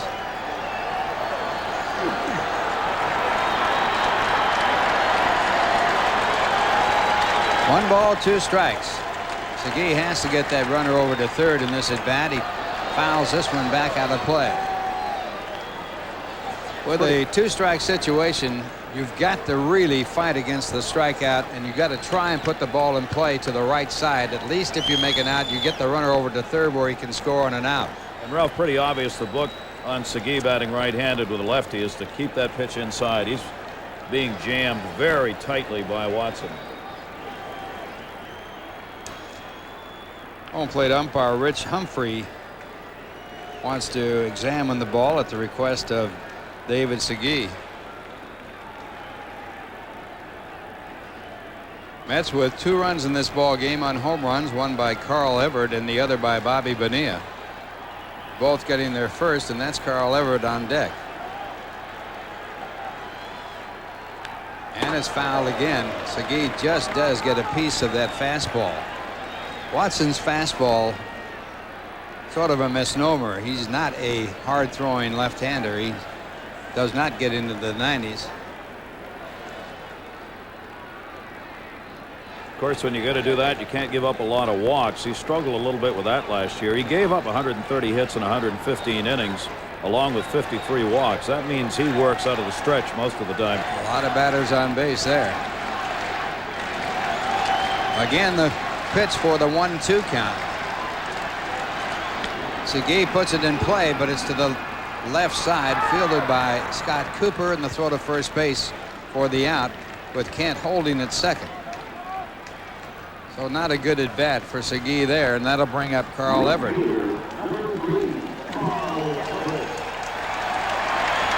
Everett with his home run in this ball game. A ball hit off our television camera position in almost straightaway center field. Ball hitting right in that area there. Everett coming from Hillsborough High School, where Doc Gooden went to high school, and Gary Sheffield. So he comes from a place that produces some pretty good athletes. 27 major league games with Florida, Ralph, in 2 seasons. He played in '93 and again in '94 last year. Only 16 games for the Marlins and 11 for them in '93. The rest of it in minor league ball. Did well in the minors, 336 with 11 home runs, and he fouls off the fastball for strike 2.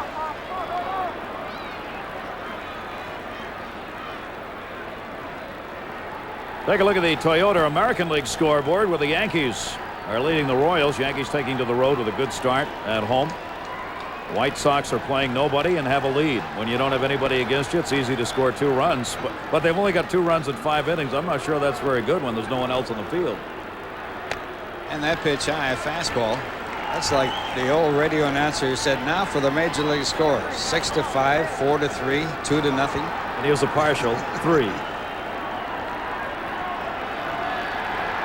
Obviously, they are playing somebody. Who are they playing? We'll have to check that out. We don't know either. And it's a balk call. That will get the runner over to third base, where he can score on an out. First balk call we've seen these replacement umpires call.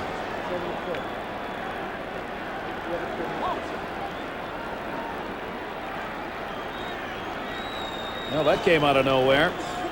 Take a look here and see what he does. Does he start in, then stop? Oh yeah, that's balls. obvious. And now the Mets can't take advantage of it, as Everett is struck out. So the obvious balk, that's one that we did see, and you could too. Number 9. And that'll bring up Todd Hundley.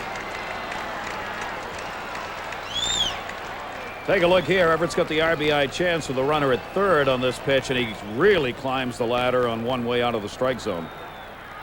Third strikeout for Watson in this game, and it will put Todd Hundley at the plate with a runner at third and 2 men out.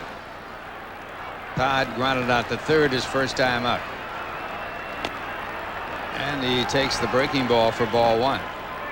For those of you who are White Sox fans, we unhappily report they are playing somebody, and as a result, Boston leads 7-2. Yeah, Boston.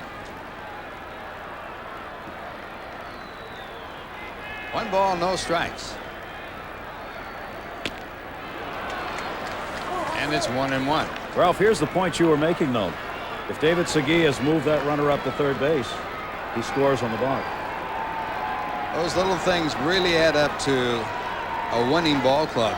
You just got to advance those runners in situations that demand that. That's why the strikeout is such a bad play in baseball that really is accepted today by the modern day player. In fact, Dick Stewart said that he was the most valuable player for the Boston Red Sox because he led the league in strikeouts. And they said, well, how does that make you the most valuable player? And he says, that way I don't hit into double plays. But that's not really the thought. It doesn't. A strikeout doesn't do much for you offensively ever, does it? Can't help you. I don't know of any positive result. And there are so many strikeouts in today's baseball, not because of the pitching, but because of the lack of concentration on the hitters trying to keep from striking out. There was a time in baseball where if you struck out 100 times in the season, you were subject to going back to the minor leagues. Vince DiMaggio proved that with the Pittsburgh Pirates. Led the league in strikeouts with 123, went back to the minors, even though he was a great outfielder and a very good hitter. Also, Johnny Moore hit over 300, and he went back to the minors. And that pitch really out of the strike zone, and the count 3-2. Cardinal staff throwing to maybe the best catcher in baseball. Third Gold Glove season for Tom Pagnozzi last year. Threw out 51% of the base runners. Led all major league catchers with just 1 error. He is an outstanding backstop. He really is all of that. The average catcher will throw out about 30% of the runners. He threw out 51%. The 3-2 pitch, and it's fouled away. Cardinals leading 5-2. The Mets with the runner at third base, 2 men out, bottom half of the 4th inning. It's a big run, Ralph. 5th inning. Mets have only scored on the 2 home runs that have been hit. Opportunity here to get this to a 2-run differential. Once again, the 3-2 pitch, and it swung on a miss. So the strikeout ends the inning. The Mets get one, leave one. Had 2 hits in the score. At the end of 4, the Cardinals 5, the New York Mets 2. And here's a word from Home Depot.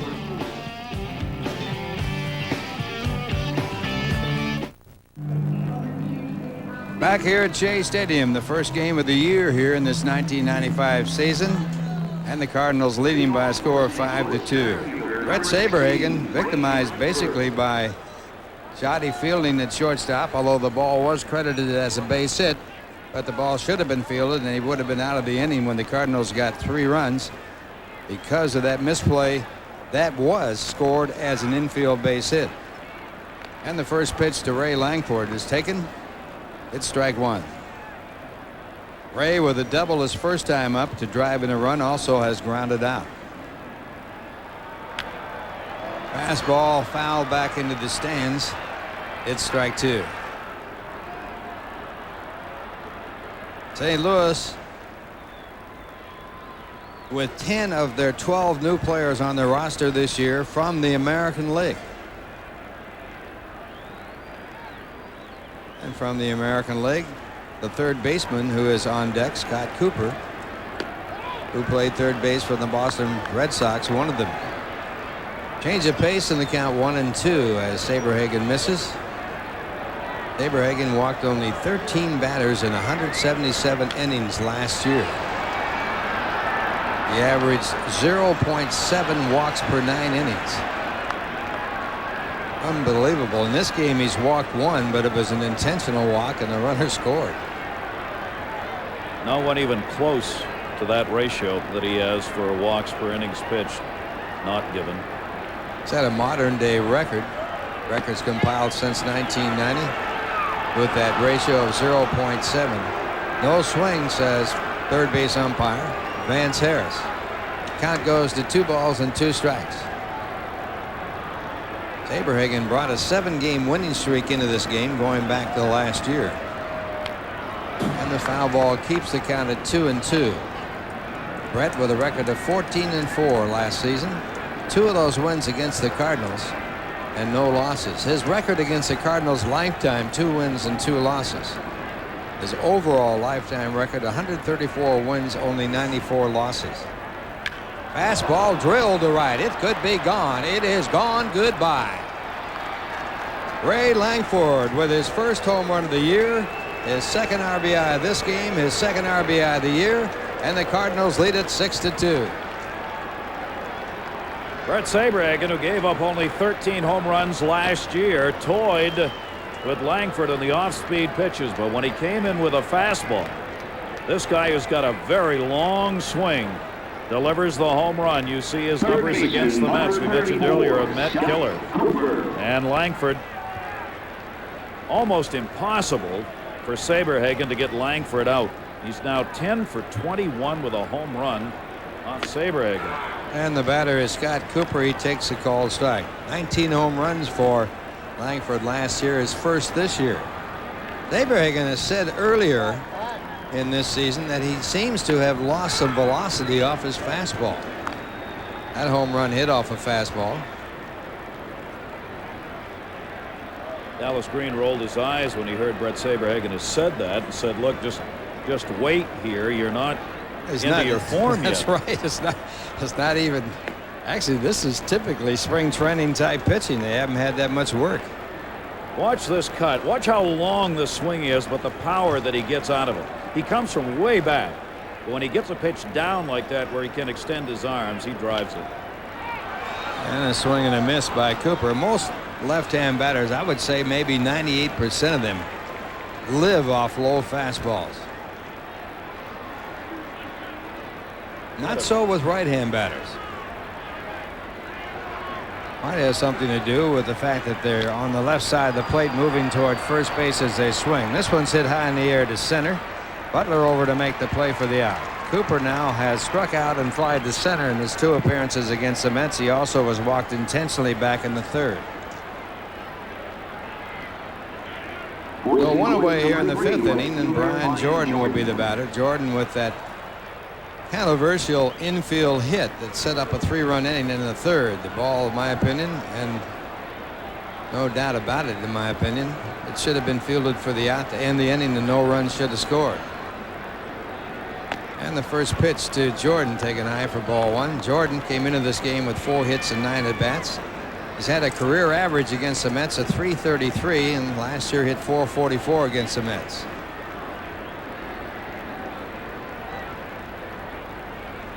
Fastball right down the middle.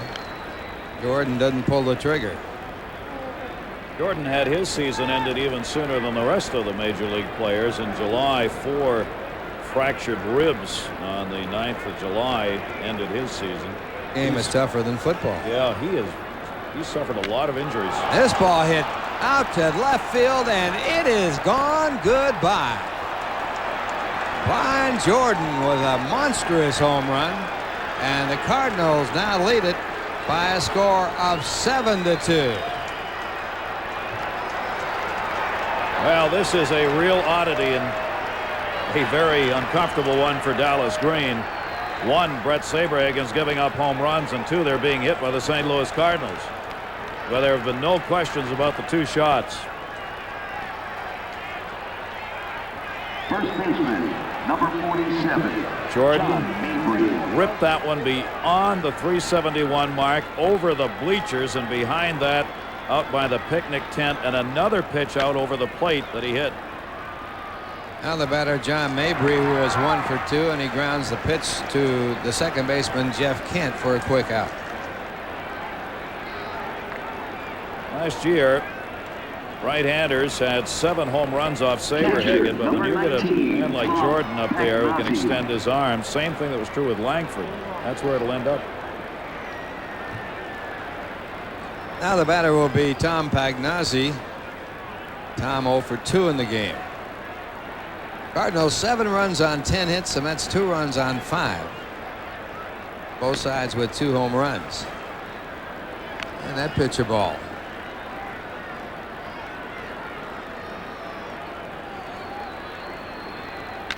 And a drive to center field. Butler playing right there is in position to make the play that will end the inning. But a tough inning for Saberhagen. 2 hits, both of them home runs, and the score at the end of 4.5 innings. The Cardinals 7, the Mets 2, and here's a word from Tri-State Toyota.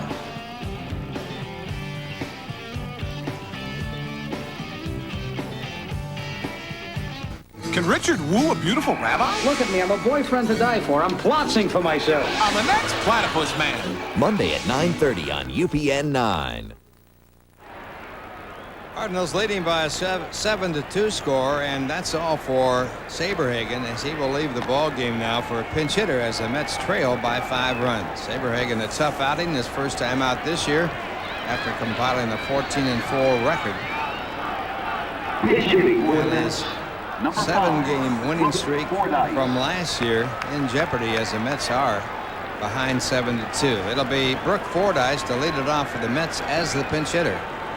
Fordyce last year with Norfolk at .262 with 3 home runs, 32 runs batted in. A catcher by trade. And on the mound, Alan Watson. And that's ball 1. You were mentioning early, Gary, about the fact that Watson gets supplied with a numerous amount of runs when he's on the mound. It's happened here again in this season. Yeah, it's been his career with the St. Louis Cardinals. Last year we mentioned when he went 6-5, they averaged 5.37, and over his young career, 5.49 runs per start. That's a lot of runs. And now we get further folks entering the field, unfortunately. Well, it's amateur night out here. As for the second time in this ball game, we have spectators running on the field. One has been apprehended, and he's being taken off the field by 2 policemen. The other still trying to avoid the policemen that are following him around. You know, Ralph, my sense is something has happened here after this last work stoppage in Major League Baseball. Any respect for the game, or some respect for the game and the players, the entire game, the owners, the teams, has been lost. There were some nasty things that happened at ballparks. Things being thrown on the fields here in the last 2 days where people could have been injured. Sticks thrown out, hats thrown out, negative signs, negative things being said by people who went on the field. Signs of resentment. Kind of real resentment. And that's too general a statement to make. Obviously, it's not right to do what's been done, but there's some of that there right now. Retaliation to some extent. Yeah. As that pitch is high, and they count 2 balls and 1 strike to Brooke Fordyce, born in New London, Connecticut. Lives in Old Lyme, Connecticut. Graduated from St. Bernard High School. Originally signed by the Mets as their 3rd selection in the June 1989 draft.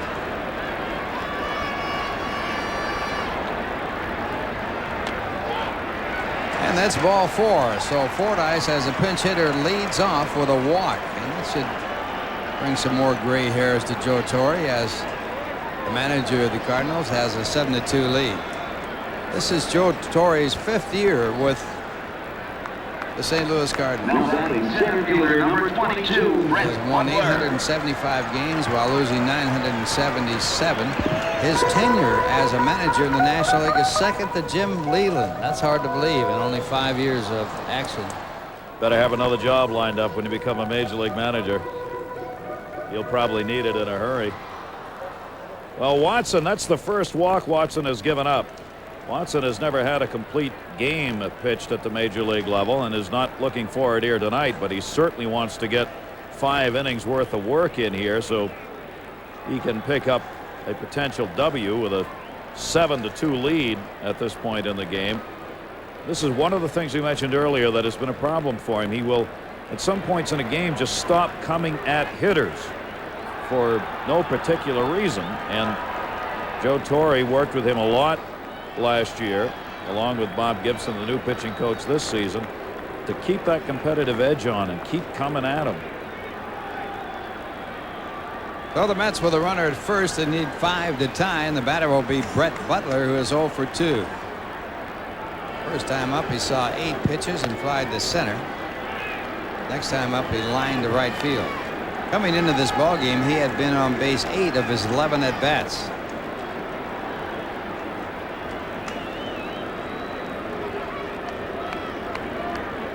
Vicente Palacios in the bullpen for the Cardinals. 1 ball, no strikes. Cooper at third base in tight to guard against the bunt, and there's ball 2. 2 balls and no strikes. Butler was second in the league last year in pitches seen, over 2,000. You see his numbers career-wise against the Cardinals. He had 68 walks, 3rd in the National League. 1st in triples, and 36 bunts he put in play. 2 balls, no strikes.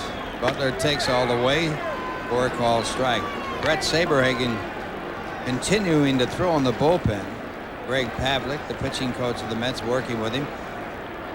Even though he has left this ball game, they're trying to get that arm stronger, as there was such a short spring training and pitchers really having difficulty going more than about 4 or 5 innings. The 2-1 pitch, ball 3, 3 balls and 1 strike. Ralph, I don't know if you agree with it on the pitching side of it, but there is this dead arm theory that's long existed in baseball, that after 4 or 5 starts in spring training, a lot of pitchers say you come up against a wall. It's the muscles are fatigued. It's a dead arm that you then work through for the rest of spring training, strengthening the arm. As a result of the short spring training, pitchers are now facing that dead arm syndrome now instead of in spring training. I would think that could be a very strong possibility. I know as a hitter in spring training, if you play a normal spring training of 30 games, as you look at the second walk issued by Alan Watson, Butler going to first base and Fordyce down to second. As a hitter playing, say, 30 games in spring training, after about 20, you just run out of gas because of the hot weather and what have you in the spring. And you look forward to coming north in cooler weather, and you get it all back when you come north. Jose Cardinal and Joe Torre discussing the situation. Remember, Bob Gibson, pitching coach for the Cardinals, is back at the hospital. No, I'm sorry, not at the hospital, the hotel. just not feeling well tonight, didn't come to the ballpark, so Joe Torre will make some decisions there without Gibby on hand to help him out. He's got Red Chandies down there, a former manager. Managed longer than any Cardinal manager as his bench coach. With Jose Vizcaíno at the plate, and he shows bunt, does bunt. It's a good bunt, and they'll have to hurry to get him. They don't, and the bases are loaded. So Vizcaíno with a bunt base hit to load up the bases, and the Mets will have the heart of their batting order coming up with no one out. It'll be Bronya, Bonilla, and Kent. Here come those comeback Mets again, Ralph. First 2 games they had to do this. Vizcaíno, watch Watson slip as he fields the ball. He may have had a shot right there. When the foot moved away from him, it caused him to have to regroup on the throw, and that was enough for Vizcaíno to get the infield single. So the bases are loaded, and Rico Bronya, the batter. Rico 0 for 2. And the first pitch is ball 1. Bronya has struck out and grounded into a force play. When he grounded into that force play, there were runners at first and third, and he ended the inning by grounding out. So his second chance at some big runs batted in. Batting third in the batting order, and he goes after a high fastball, helps out Watson. 1 ball, 1 strike. One of the reasons for Bronya's success last year, he hit .385 off left-handers, going 10 for 26. No home runs off the southpaws, but a big average. Interesting to see whether he'll be able to continue those kind of numbers against southpaws this year.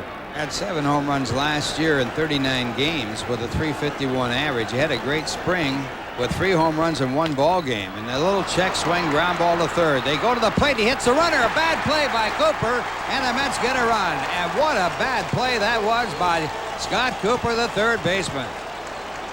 That's an error against Cooper. It keeps the Mets' hopes alive, and they pick up a run and still have the bases loaded. Cooper, I don't believe, felt he had a play at first base. The ball was slowed down, wasn't hit hard on the check swing anyway, and then he throws it right into Brent Fordyce, the New York Met, coming in right on the back of the foot. So the error is charged to Cooper. And look how off balance he was when he made that throw anyway. He had looked to first to make the play first, didn't think he could make it, was off balance to go to the plate, and the all-star third baseman with the Red Sox makes the bad play going home. 2-time all-star third baseman, and now it's Bonilla at the plate with a chance to tie it. Bases loaded, the Mets need 4 to tie. Bonilla with a home run his last time up, 1 for 2 in the game.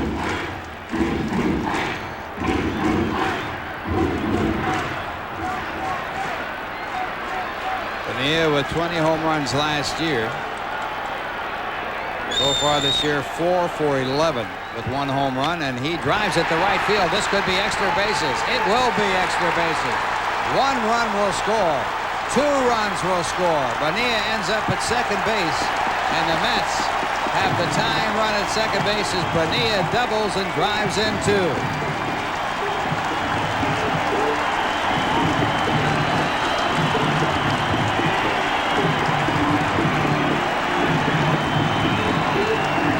That will bring Joe Torre to the mound as Bobby Bonilla, who last season hit .351 with runners in scoring position, has done it again with the bases loaded against the left-hander Watson.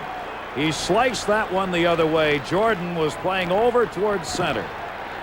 Was able to cut it off, but not before he ended up all the way in the corner. Vizcaíno and Butler came around to score.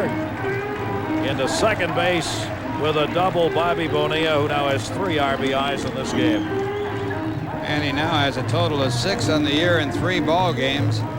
And Watson unhappy with this situation. This call to the bullpen is brought to you by Bell Atlantic. We'll be right back after these messages.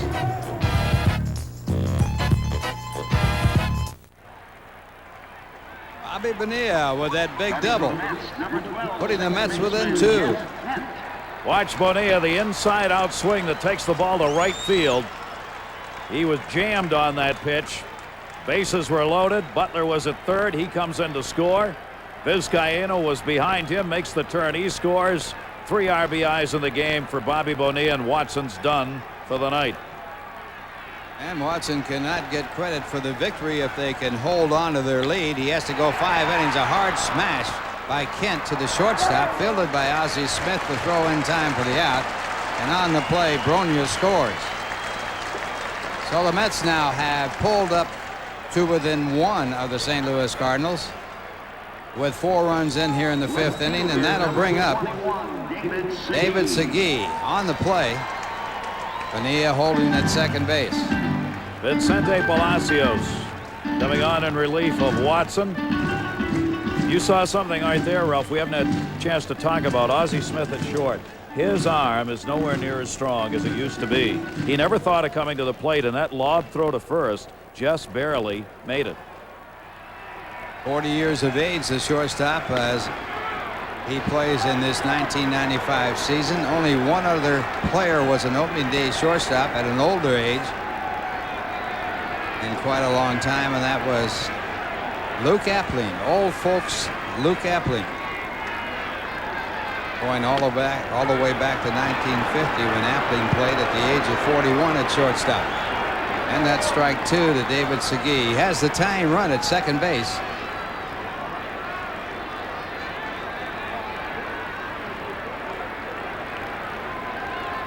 One man out as the Mets bat in the bottom half of the 5th inning. Segui, the 7th man to bat in this game. Palacios working to David Segui, and he misses with that pitch. 1 ball, 2 strikes.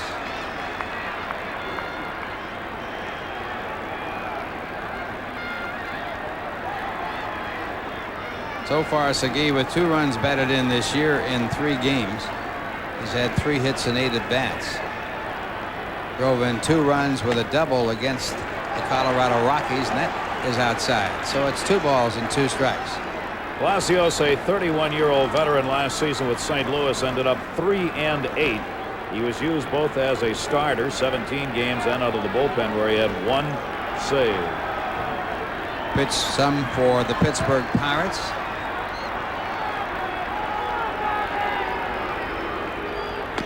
And it's strike 3 call. Fastball on the outside corner.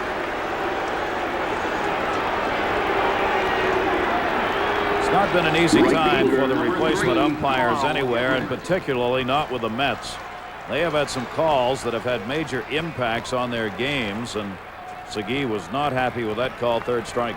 But Gary, you have to really understand that these umpires are not major league quality. You have to understand that they will not be calling the same balls and strikes that the other umpires would call.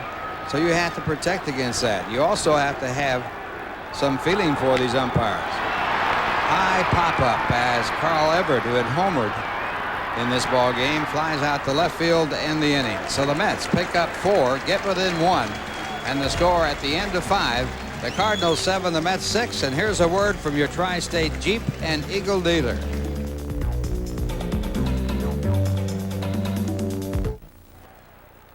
Cardinals leading 7-6 as they come up here in the top of the 6th inning. A new pitcher in for the New York Mets. Mike Remlinger coming on in relief of Brett Saberhagen, and the left-hander with a chance, if he can hold the Cardinals down, to really give the Mets a chance to get back on top in this game. And he's working to Jose Oquendo, who is 0 for 2. Oquendo in his 12th season in the major leagues, 10 of them with the St. Louis Cardinals. That's ball 2. Oquendo so far this year 2 for 8, shows bunt, takes for ball 3. Remlinger immediately falling behind as he comes into this ball game.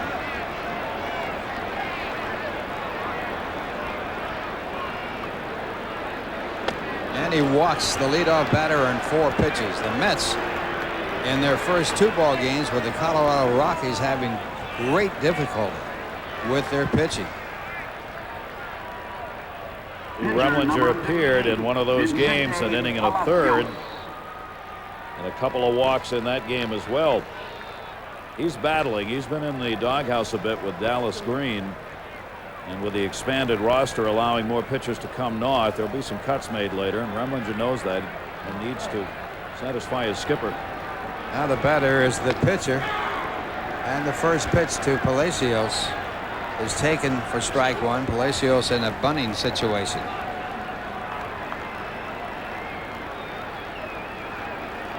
Remlinger won one game for the Mets last year. That was against Atlanta. He won it 4-1 here at Shea Stadium on August the 2nd. He worked 8 innings, gave up only 4 hits, but he walked 8 batters in that ball game. And the count now 1 ball and 1 strike.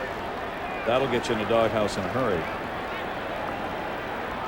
Remlinger from Middletown, New York, lives in Plymouth, Maine, a little town up there where Gary Thorne used to spend some time. Yeah. There's the bunt. Successfully bunted down there where Bonilla picks it up, gets it to Kent for the out, and O'Kindle moves down to second. We'd gone from what was a blowout game with the Cardinals on top now to an important station-to-station game where every run's going to matter with a 1-run difference, and the Cardinals up 7-6 now. That'll bring up Bernard Gilkey, who is perfect tonight, 3 for 3.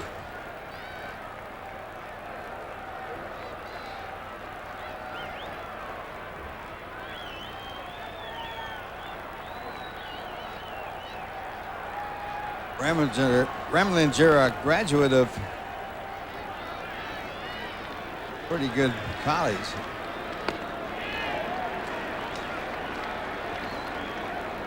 Dartmouth graduate. There's strike 1 as he works to Bernard Gilkey.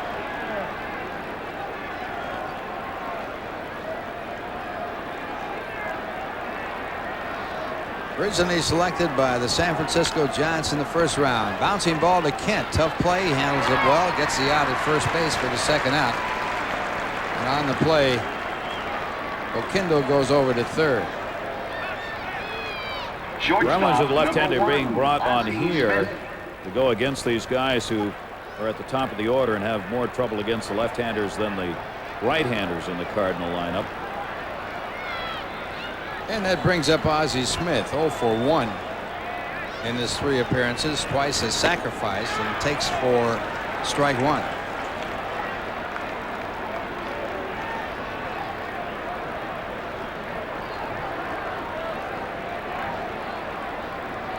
One strike to count.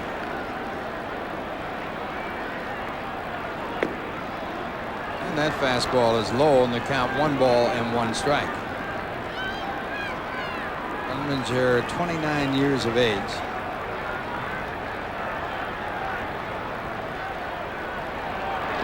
And he misses way out of the strike zone there. Good play by Huntley. 2 balls and 1 strike. Every year for the last 2 or 3 seasons, the question for Ozzie always is asked is how many more? And Ozzie's answer has always been, as long as I feel as though I'm contributing to the team and enjoy playing the game. Started his career with the San Diego Padres. The 2-1 pitch, way high, ball 3, 3 balls and 1 strike. Ozzie Smith, probably the greatest fielding shortstop that has ever played the game of baseball. And it's a base hit for Smith into right center field. So Remlinger falls behind, throws the fastball up and out over the plate. Smith drives it to center field, and another run scores as O'Kindle comes in from third, and the Cardinals now lead by a score of 8-6. So again, the relief pitching of the Mets suspect. And again the walk. O'Kindle got on with a leadoff walk to start the inning, and Ozzie took one that probably was out of the strike zone, but up in the eyeballs where he likes to drive it, and did. That's about as hard as you'll see Ozzie hit a baseball. First RBI of the year, and it brings up Ray Langford, who has doubled and homered in this game in 3 at-bats. And the first pitch, ball 1, and again Remlinger falls behind.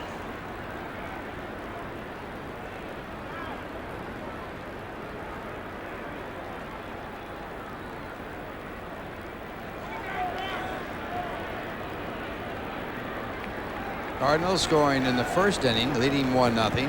3 more in the third to lead 4-0. The Mets with a run back in the third to make it 4-1. Cardinals made it 5-1 with a run in the fourth. The Mets got a run in the fourth to make it 5-2. The Cardinals got 2 more in the fifth to make it 7-2, and the Mets got 4 in the bottom of the fifth. And now the Cardinals with 1 more here in the top of the sixth. This fly ball to center field will end the inning as Butler makes the catch, but The Cardinals pick up 1, and the score at the end of 5.5 innings, the Cardinals 8, the Mets 6, and here's a word from your Tri-State Toyota dealer.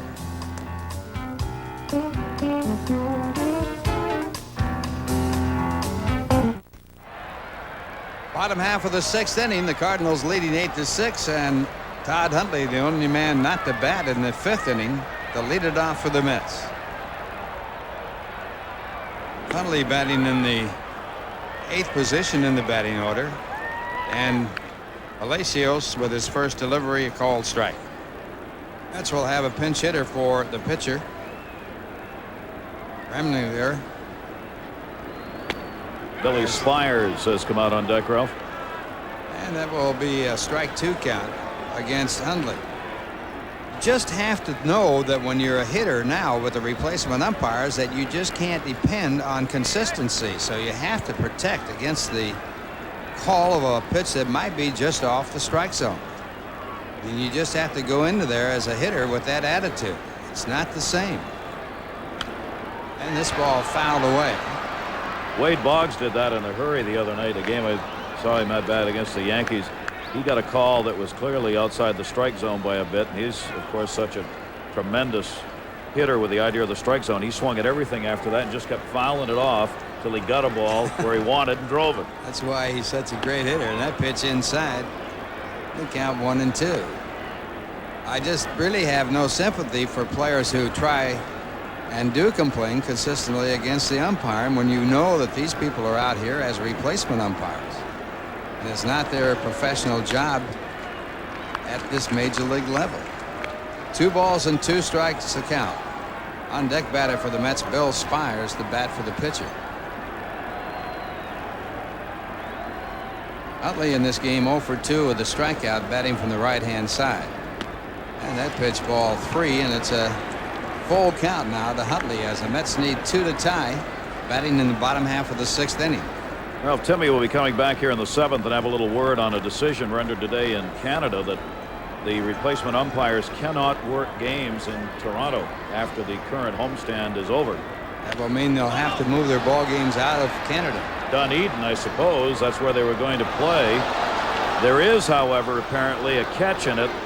Under Canadian law, we are told, if the umpires are offered the same pay they made last year and were to reject it, under Canadian law, you may then use replacement workers. Now, that's my understanding. Timmy's checking on that and will bring us information later on. And this ball popped up in foul territory.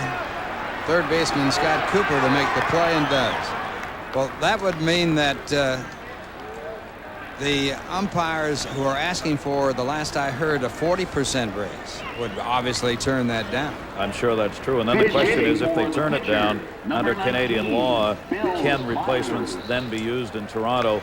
That's what was a bit unclear tonight after the decision today by the administrative board in Canada. They have been offered, as I understand it, a 10% raise. That's the last I saw. Yes.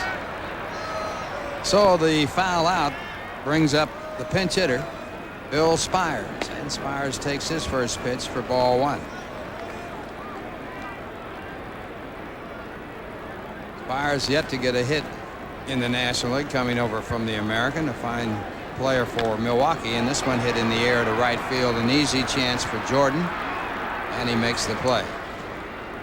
Fans, this copyrighted telecast is authorized under television rights granted by Sterling Doubleday Enterprises, LP, solely for the entertainment of our audience. Any publication, reproduction, or other use of the pictures, descriptions, and accounts of this game without the express written consent of Sterling Doubleday Enterprises, LP, is prohibited. Any commercial or other use of the program, such as by charging admission for its showing, is likewise prohibited. 2 men away, bottom of the 6th inning, the Cardinals leading 8-6, and Brett Butler, the batter. Butler walked his last time up to get on base for the Mets' 4-run inning. That put them within 1. The Cardinals got a run back in the 6th. They now lead by 2. Butler in this game 0 for 2 with a walk and a run scored. So far for the Mets in 3 ball games, he's had 4 base on balls. He has had 8 base hits. And he has had a total of, I should say, he has been on base 8 times and a total of 13 at-bats. He's He's had a total of 5 base hits coming into this ball game, and that pitch fouled off for a strike 2 count.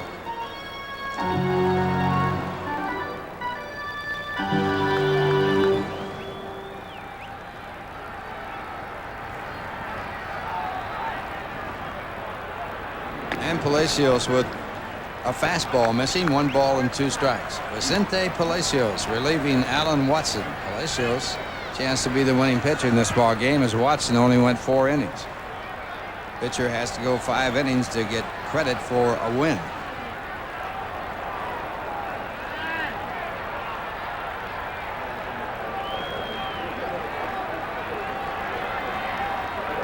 On deck batter for the Mets is Jose Vizcaino, and Butler gets another ball call.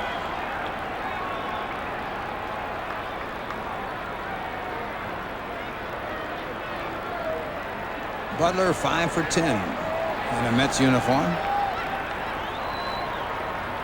And a total of 4 base on balls.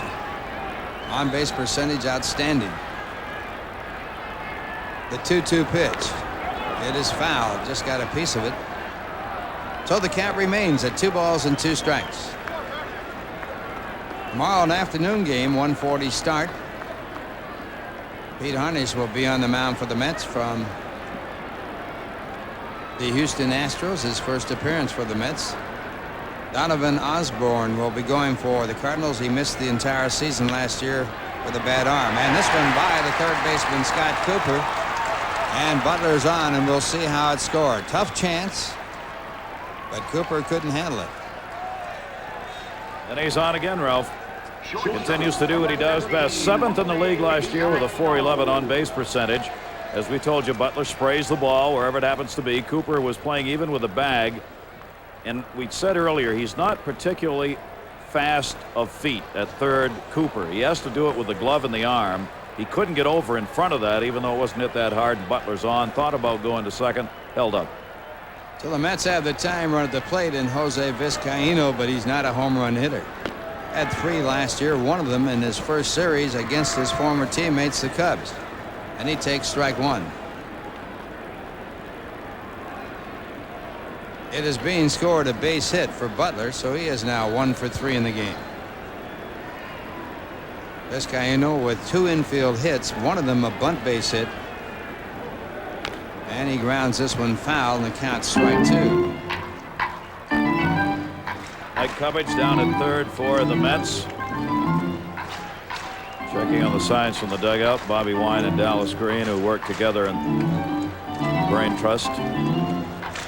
Frank Howard, of course, the ever undaunted at first, coaching.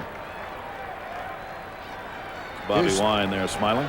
2 strikes to count. Butler draws a throw.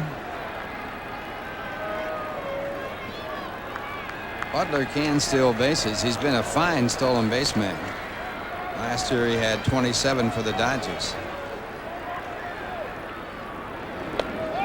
And that one a ball. 1 ball and 2 strikes.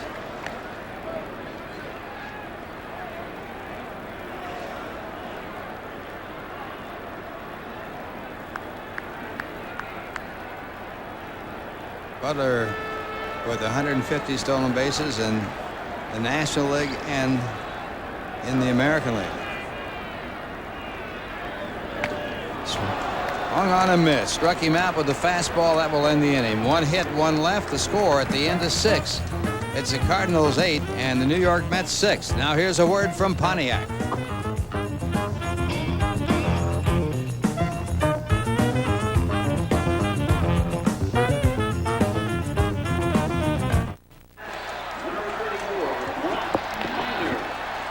Top of the 7th inning, the Cardinals leading by a score of 8-6. A new pitcher in the ball game, Blas Minor, coming over to the Mets from the Pittsburgh Pirates.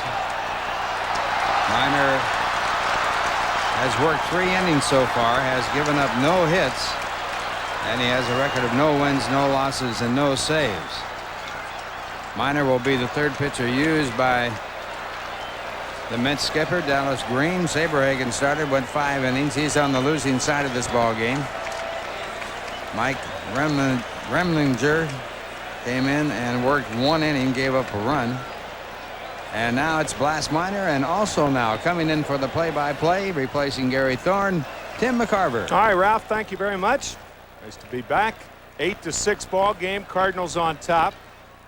The Mets have never led in this game. The Cardinals led 1-0, 4-0, 4-1, 5-1, 5-2, 7-2, 7-6, and now it's 8-6.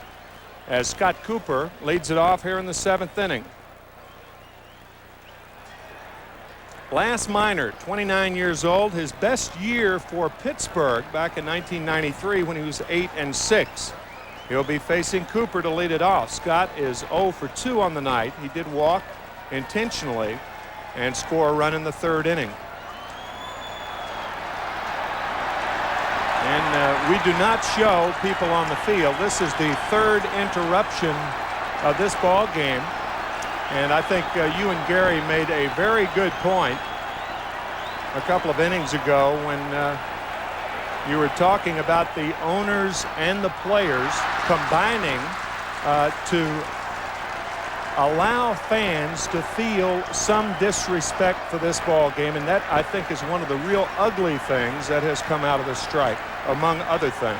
Well, as Gary Thorne pointed out, it's not only here in New York, and we're seeing it for the first time here in New York with this first game, but it's happened in other ballparks around. Most notable in Pittsburgh the other night. Jay Bell made 1 of 3 errors in the 5th inning, and then the bats were littered. They had actually given out small bats with Pittsburgh Pirate pennants on the end of them, and they were littered onto the field in the 5th inning. And it was dangerous enough to where Jay Bell, who is the Pirates representative, left the field.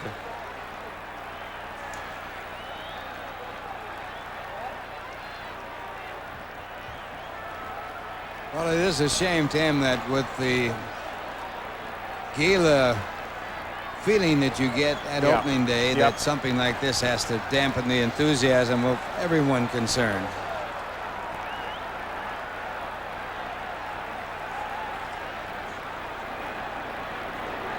Well, Scott Cooper is ready, and so is Blas Minor. And he takes strike 1.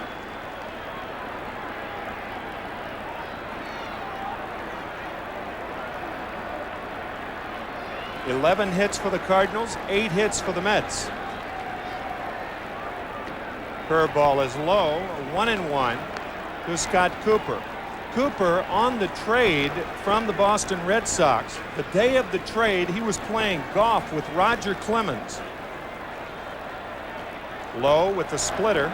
It's 2 balls and a strike to Scott.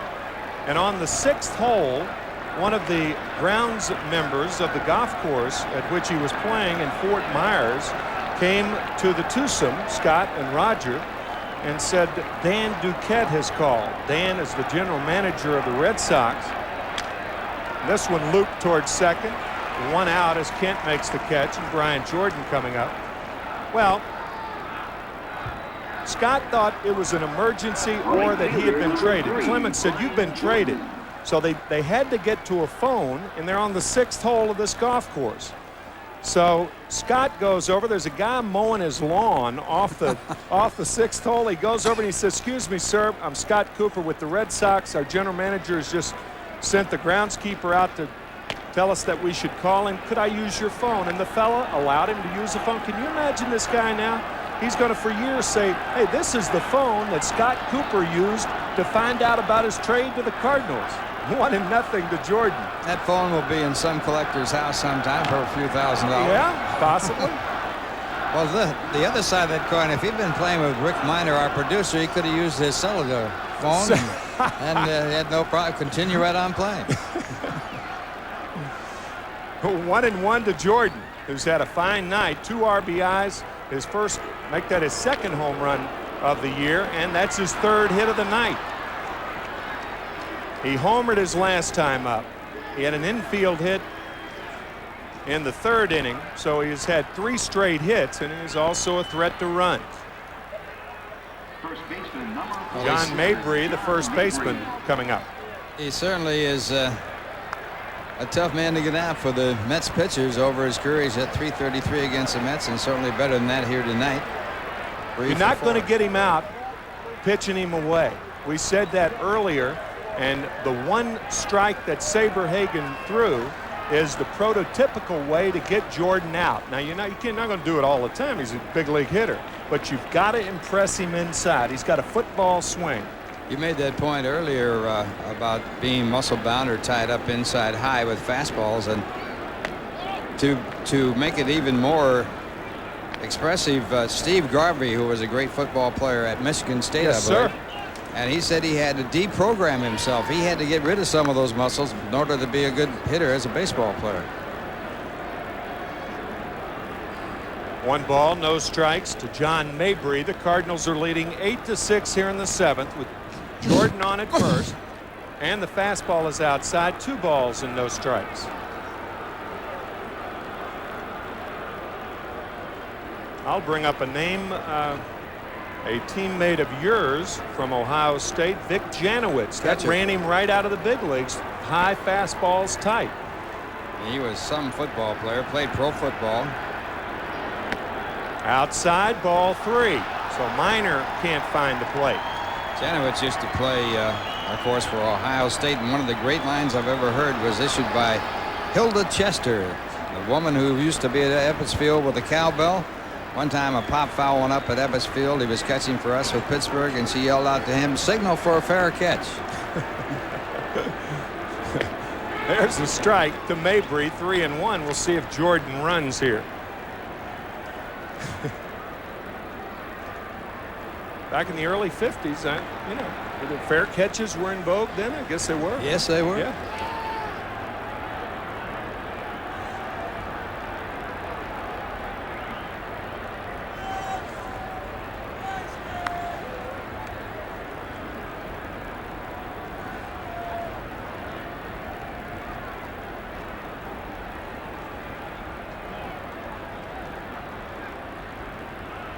There goes Jordan. Ground ball, base hit right side. Jordan will go to third, so the Cardinals with runners at the corners and still only 1 out. The second hit of the night for John Mabry, the first baseman. And that'll bring up the catcher for the Cardinals, Tom Pagnozzi. You know, we're talking about Jordan there, and we'll try to illustrate it. Now, pitching is a very inexact science, but watch this pitch from Saberhagen earlier in the game. Inside fastball. He's all tied up. You could see that. He couldn't get his arms out in front. This is the next pitch, curveball.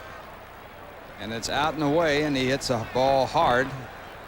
Actually, that ball was scored a base hit. It should have been an error, and it would have gotten Saberhagen out of the inning. I agree with you. With only no runs scored compared to 3. But the point is, the next time up, the changeup was a pretty good one, but it was out over the plate.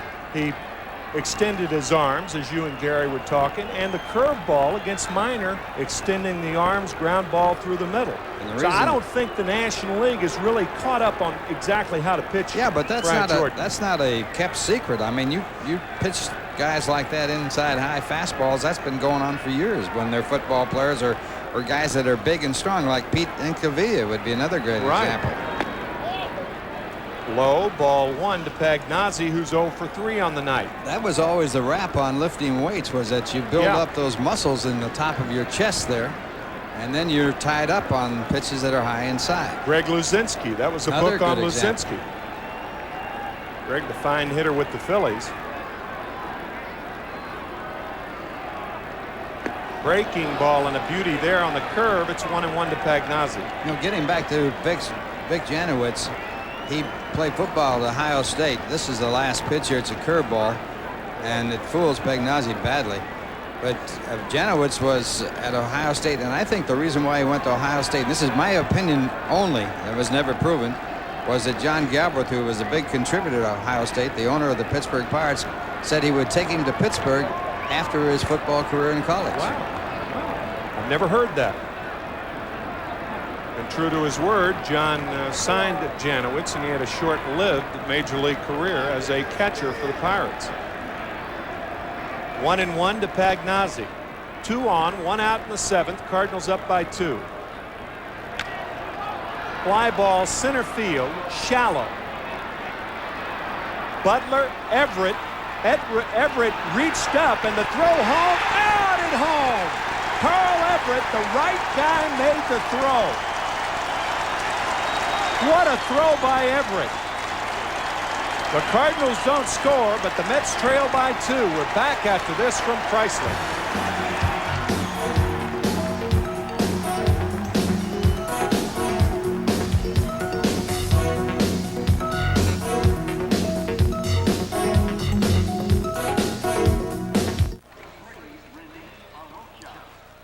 Darnell Coles has entered the game as the Cardinals lead by 2. The Mets have never been ahead in this game. There's Darnell, formerly with the Detroit Tigers.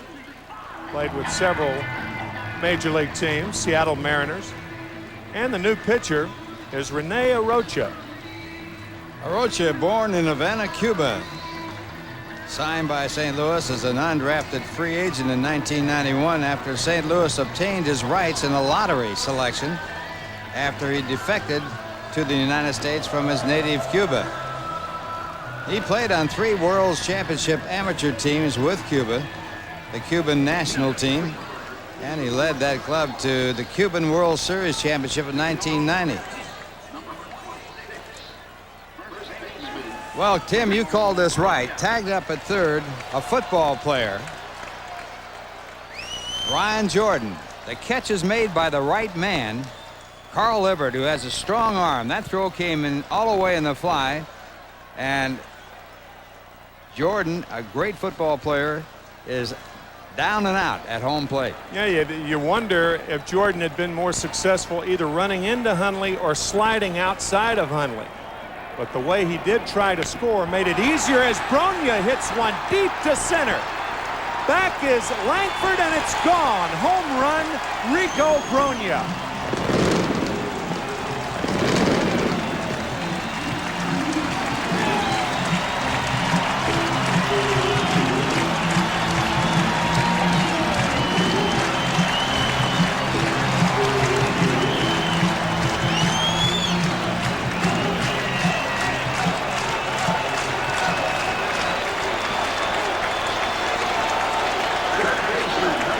Second home run of the year for Bronya.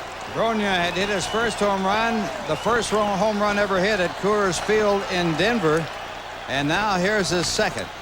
Bonilla hits the curveball foul. It's now an 8-7 Cardinal lead. Bronya almost hit the ball in Coors Field about the same spot. What in route? Yes, it center was. field. Center field. Mets have 2 home runs tonight, both in center field, and both hit a ton. The first one by Carl Everett. Make that 3 home runs tonight. Bonilla has one also. Everett's 417 feet, and this one not quite as far, but certainly as effective. So 3 home runs for the Mets tonight. And it's 2 balls and a strike to Bonilla. Line drive, left field, it's going to drop. Bonilla is going to have a double, and he's at second with nobody out. Bonilla, representing the tie run, is now 3 for 4 in the game, a home run and 2 doubles.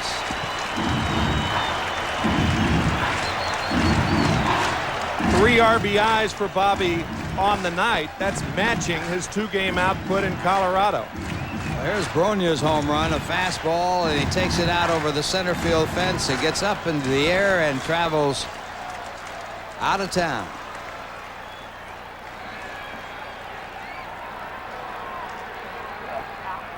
So Bonilla at second base. He represents the potential tying run. Jeff Kent is the batter. Now Kent's an RBI man, but he had a long talk with Mike Cubbage at third. David Segui's the on-deck batter. There's Mike Cubbage. Segui on deck. We'll see what Kent's going to do.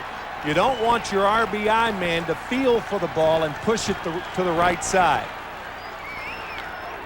Check swing, strike 1. The perfect thing for him to do is to swing away and try to hit the ball toward the center of the diamond or the right center of the diamond. That swing indicated that was what he was trying to do. He was trying to inside out a fastball that was inside.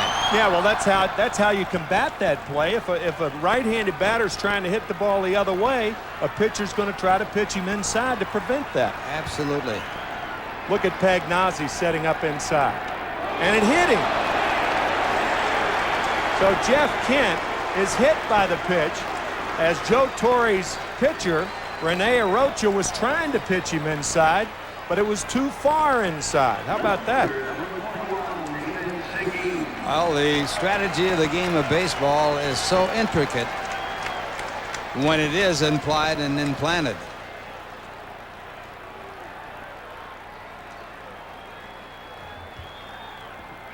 So now Arocha, who has faced 3 batters and has not retired any, getting the talk and a nice conversation from the pitching coach.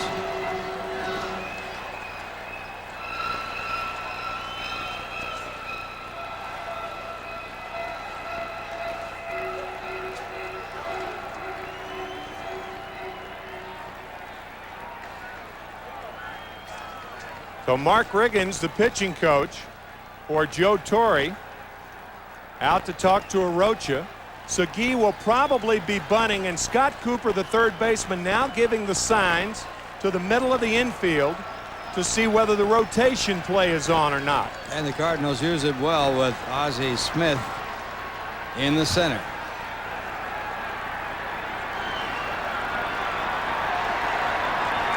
Segui's bunting, and the slider backs up but stays on the corner. Strike one. Rotation play was not on then. That's where the third baseman and first baseman charge. The shortstop goes to third. The second baseman goes to second. Cardinals did not have it on then. They were playing it straight up. 0-1 to Segui. Shows bunt.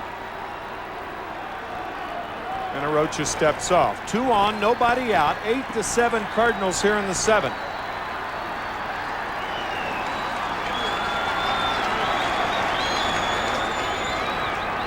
Bunting, Arocha will have to go to first. Could have had a play at third base, but the bunt successful as Segui does the job. Runners advance up 90 feet. The Mets with runners at second and third, 1 out, and Carl Everett will be the batter. Well, he had an outside play at third base, but it would have been a tremendous gamble. They wanted to make the sure out. The call is made by the catcher where the pitcher is supposed to go. He goes to first base where Oquendo makes the catch, and the sacrifice effected. Perfect bunt, making the third baseman field the ball so he cannot make a play at third.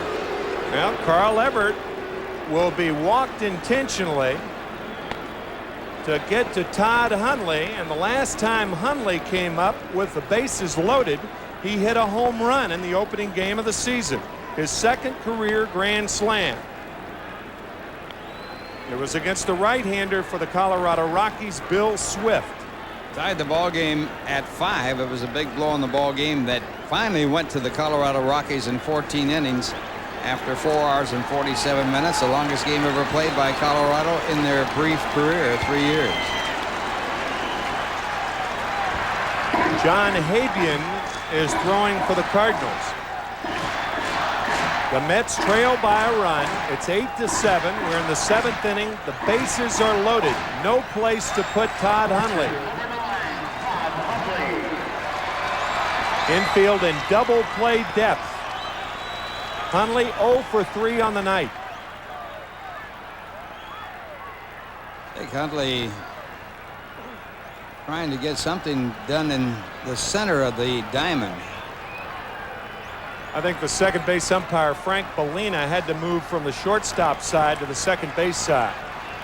He's ready. So is Hundley. So is Arocha.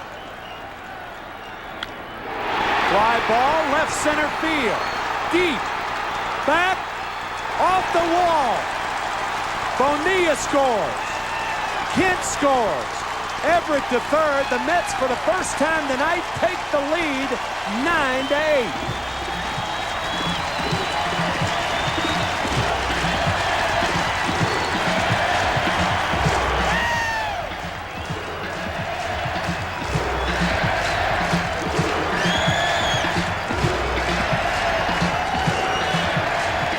certainly has shown power to right field, but rarely power the other way, hitting left-handed. He's almost a dead pull hitter left-handed, but this time he goes with the fastball out over the plate. Picks up his 5th and 6th runs batted in as he puts the Mets in front by a score of 9-8. Infield in for the Cardinals. Joe Orsulak, the batter for Blas Minor. And the slider is low to Joe.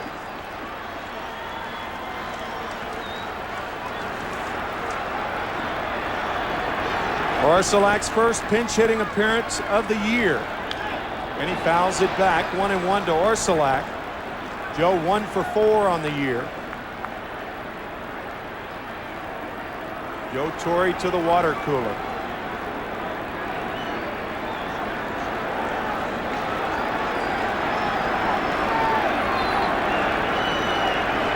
Slider misses. 2 balls and a strike.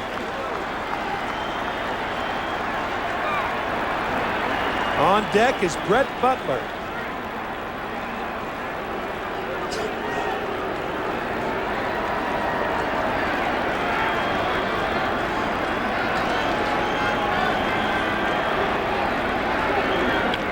Grounded foul, 2-2 now to Orsulak. Blas Minor worked 1 inning. He was in trouble in the 7th, but a fine play by Carl Everett nailing Brian Jordan kept things at bay. That ended the inning, and the Mets have exploded for 3 here in the 7th to take the lead for the first time tonight. 2-2 to Orsulak. And he got him. The splitter gets Orsulak. First strikeout for Arocha, and that will bring up Butler, the center fielder. Center fielder number 22, Brett Butler.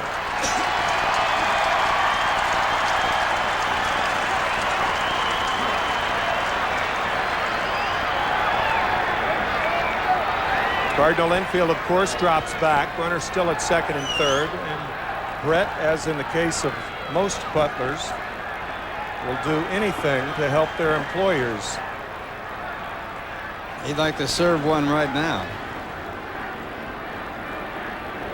Outside, 1 ball and no strikes to Butler, who is 1 for 3. He's been on base twice this evening.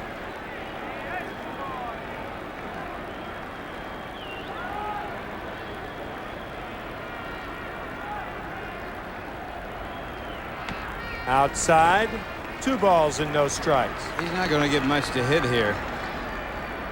Cooper, the 3rd baseman, is in tight. You look at Ozzie Smith. He's pinched in about 2 feet. Oquendo is shallow, as is Darnell Coles, the first baseman. 2-0 to Butler. 2-1.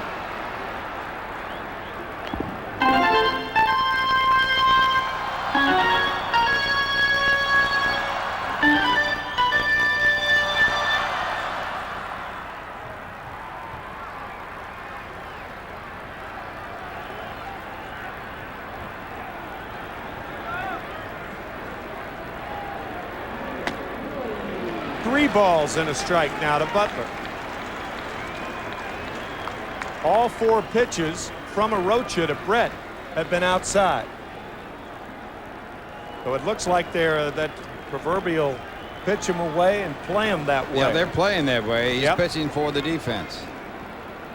And if he misses outside, he walks him and pitches to Vizcaíno. Right here in this spot, it's no picnic for the hitter because they should not give in to him with that first base open. Hitter should look for a tough pitch. Came in with a fastball right down the pipe. Unbelievable. Full count to Butler. He'd have got me, boy. I would Me never too. look for this pitch. Me too. I'd be looking for something that'd be low and away, and this is right down there. It actually looked like it might have been low, but it was right down the heart of the plate. You know what that was, Ralph? That was a mistake strike by a pitcher. Trying to keep it out of the strike zone. Yeah. You got a strike. Yep. Full count to Butler. Fly ball, shallow left and playable. Gilkey is in. He makes the catch. but the Mets take the lead with 3 here in the 7th. They lead it 9-8 after 7, and will return right after this message.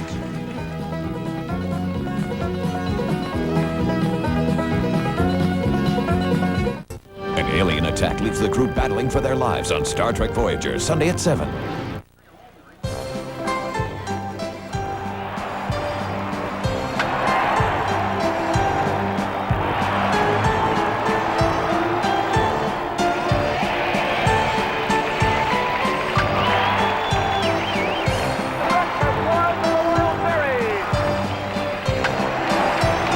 It's always different, but it never changes. Baseball. It's still the greatest game in the world, and we play it at Shea. Well, if this isn't a sweet deal, I never heard of one. Fans, we want to see you back at Shea, so come on out this weekend and enjoy baseball for $1. You heard me right, $1. That's $1. All individual game tickets for that game, the Mets and the Cardinals, this Saturday and this Sunday, are just $1. And on Saturday, everyone gets a Mets calendar from Carvel. And on Sunday, kids get a Tropicana backpack. Tickets for Sunday's game can be ordered Saturday by phone at 718-507-TIXX or at Shea's advanced ticket window. Tickets are also available day of game at Gates A&E. So come on out. The day of the game, Saturday and Sunday, $1 to get in the ballpark. Joe Orsulak stays in the game, so he'll obviously continue to hit 9th. And batting 6th is Jerry DiPoto, the 4th pitcher of the night for New York. Jerry has worked 1/3 of an inning so far. That ERA, of course, very high, but 1/3 of an inning equates to 1 run. So he's in a position to pick up a possible save. And on the winning side of this ball game right now is Blas Minor, who came in and worked just 1 inning. Playing left field for the Mets, Joe Jerry obtained from the Cleveland Indians, along with pitcher Dave Malicki, Paul Bird, and a player to be named later. That was Jesus Azue, for outfielder Jeremy Burnitz and pitcher Joe Roa. That trade was made last November. And the Mets lead by a run. Jose Oquendo, the second baseman, leads it off for the Cardinals here in the 8th inning.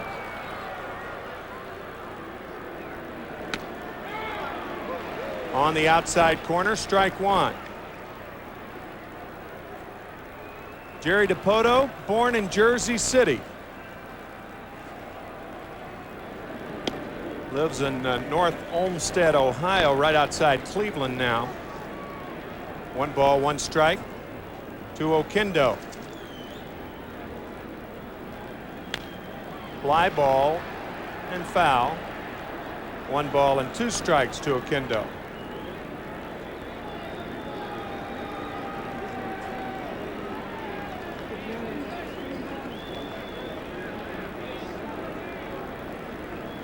DiPoto trying to hold it so John Franco can come in and try to save it.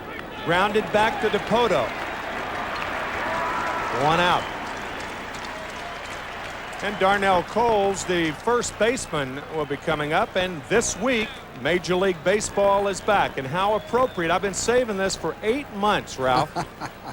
My brother sent me this Week magazine last year. It is dated August 28th, 1949. So that was 46 years ago. The Memphis Commercial Appeal ran the picture of Ralph Kiner on its cover as Coles went too far. 0-1 to Darnell. You want to hear the story behind that picture? Yes, I do. The story behind that picture, it was taken by Ozzie Sweet, one of the greatest photographers that ever lived. He's got a great book on all the pictures he's taken. Lined up the middle, base hit for Coles. And that picture was taken on the roof of Forbes Field. We went up there and got on the roof. And that ball on the sweet spot of the bat right there was nailed onto that bat. Well, you know, it looks kind of weird. I mean, certainly, photographers 46 years ago had to be very, very good photographers to catch They that. couldn't do it, as a matter of fact. That ball was nailed on that bat. Look at that. I mean, that's That's unethical photography. No, it isn't. No, it's just not. as long as you make the cover, it doesn't count. Doesn't count, huh? That's right. Is it? That's the ball is nailed onto the bat. Well, a fella just came out and took the third base bag. Oh, this is getting out of hand. Yeah, this is the fourth interruption. And we will state again, the strike has probably given every loony in town the right in their minds that they should go on the field. Well, anyway, this it says about Ralph Kiner on the insert that Ralph, who has been touted in the press as one of the nation's most eligible bachelors, gets some 200 MASH notes a year. There it is, MASH notes. Now you have to tell me, two things. Number one, what's a MASH note? And number two, do you still have any? No, I don't have any, that's for sure. You have to throw those away when you get married. But a MASH note, of course, that's an old expression. Very old, as a matter of fact. Well, you know, I did know that, because I didn't know before, but I went to Roger Angel and asked Roger, and he said it's a love letter. Sort of actually. a love letter, Sort yeah. of. Sort of like I'd like to meet you sometime. Yeah. 200 a week, though. Yeah, well, that might be a slight exaggeration. Galen Pitts, the third base coach. Jerry DiPoto pitching to Bernard Gilkey, who has just worn the Mets out, not only tonight, but last year, too. With Coles on at first, and one out here in the eighth, the Mets on top by one.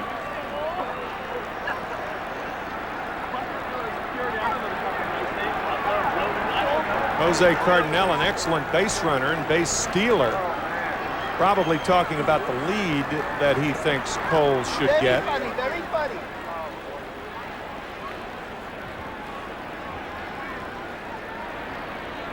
One ball and no strikes to Bernard Gilkey, the left fielder. We're in the eighth inning. 1-1 now to Gilkey. Taking out the National League scoreboard quickly here. It's the Cubs over the Expos 4-3. And it's the Giants over the Marlins 4-0. The Rockies lead the Astros 2-1, top of the eighth. Braves and Dodgers no score, getting underway.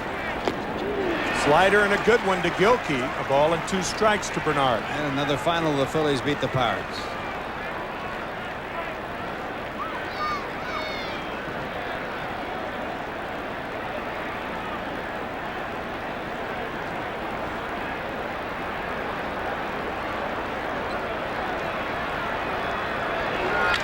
Grounder towards short. Vizcaíno to Kent. Back to first, not in time. Bang, bang play, but Gilkey beat it.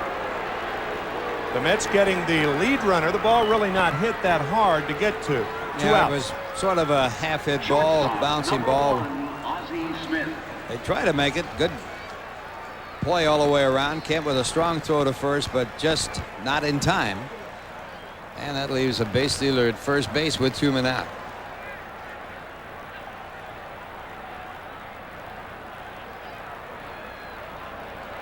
Vizcaíno gets the lead runner. There are 2 outs, and Ozzie Smith the batter.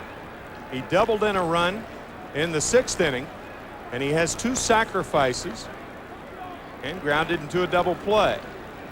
So Ozzie 1 for 2 on the night. Gilkey a threat to run at first.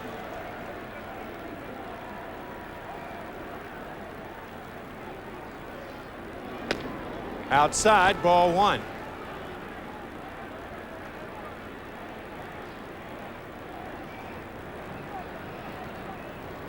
Bernard Gilkey led the Cardinals last year in stolen bases with only 15. And even with the strike-shortened season, that's unusual for Cardinal runners to lead with that few stolen bases. Especially when you think of some of the great athletes they've had there over the years. The last big stolen base man was Vince Coleman. Not running, and the slider is tapped foul. 1 ball, 1 strike to Ozzie Smith. I would think that Joe Torre will allow Smith to hit up until 2 strikes. And if you see the count 1 and 2, then look for Gilkey to run. Talking to Cardinals now.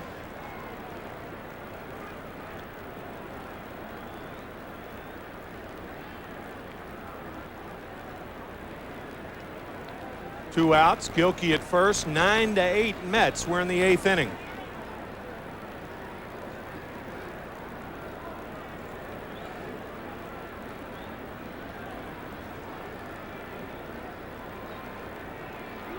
Pitch out, though Hundley and Bobby Wine, who calls those pitch outs from the dugout, thinking that Gilkey would run.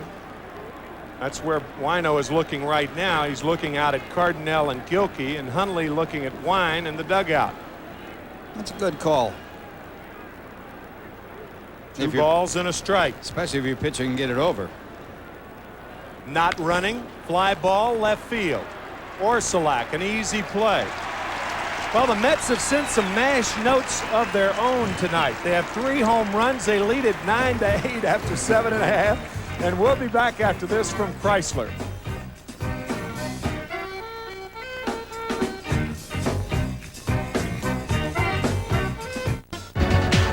This is a News 9 update.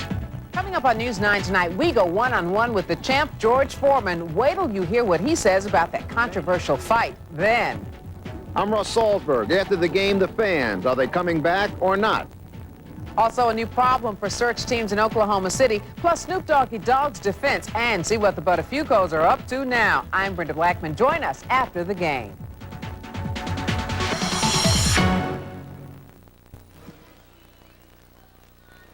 We are in the bottom of the 8th inning. Tim McCarver along with Ralph Kiner and Gary Thorne.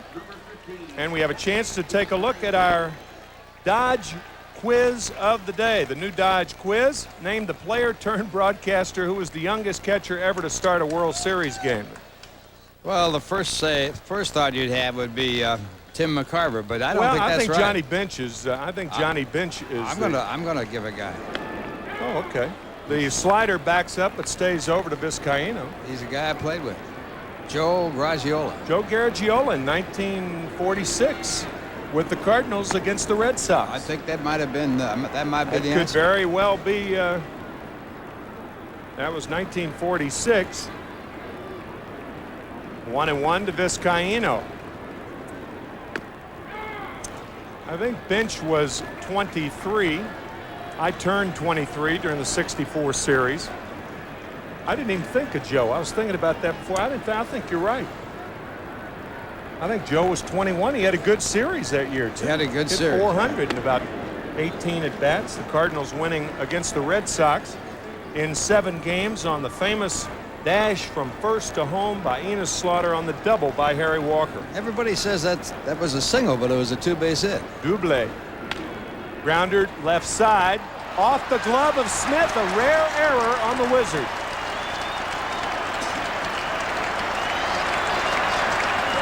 Remarkably, the first error in this ball game, even though it has not been a good defensive matchup tonight. And Joe Torre, a catcher in his own right, who never played in a World Series, out to make a move. Well, it's breaking ball, and it's not hit too hard. It's that half hop, and Ozzie Smith on artificial turf practices that play day after day after day. It's a little different on the ground, on the dirt, so he'll be charged with an error. And if you were watching that, just mark it down. You can say someday in your life you saw Ozzie Smith make an error. He will be in the Hall of Fame because of his glove, even though his bat was not that shabby and hasn't been that shabby. Well, let's take a look at the new Dodge quiz. The answer, Joe Garagiola. Nice going, Slug. Age of 20. 20 years old in 1946. That was my first year, and so I knew Joe caught for the Cardinals at that time, and he was a young boy. Had hair then. It's 9-8 Mets, 1 on, nobody out. We're back after this from your local Honda dealer.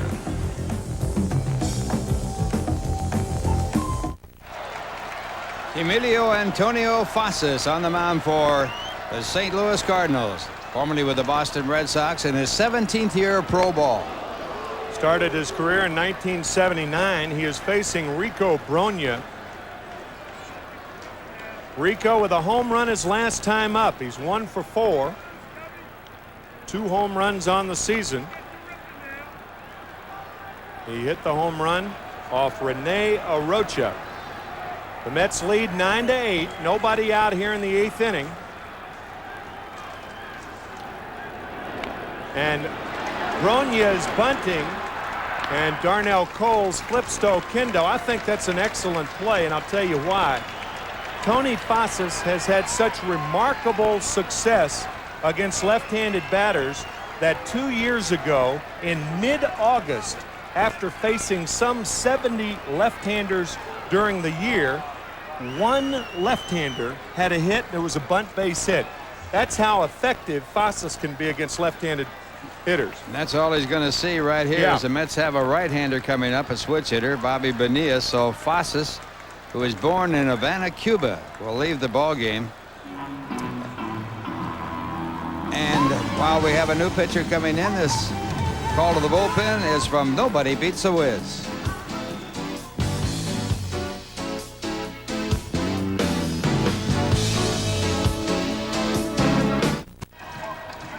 John Habian, the new pitcher for the St. Louis Cardinals, born in Bayshore, New York. Habian last year with the Cardinals, 1-0 with 1 save.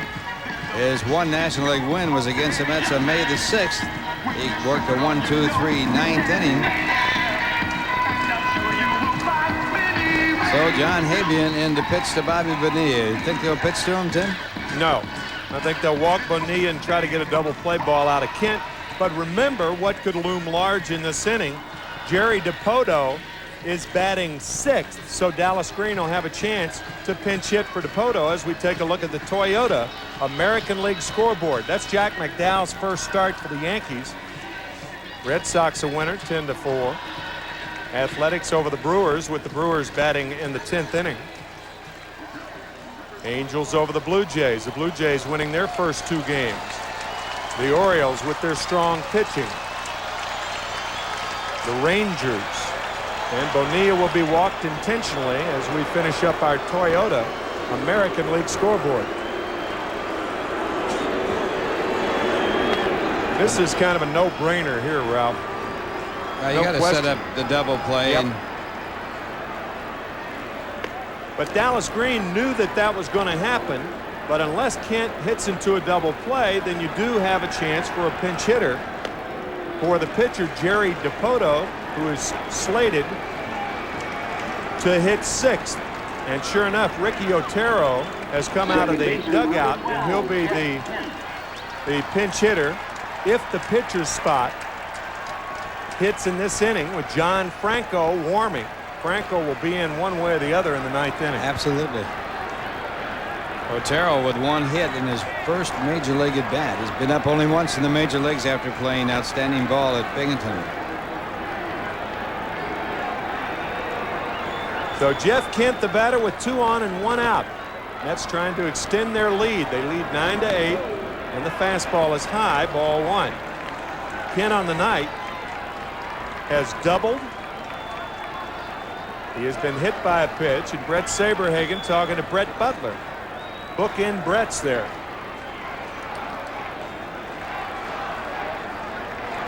Saberhagen a tough outing tonight, but off the hook on the losing side.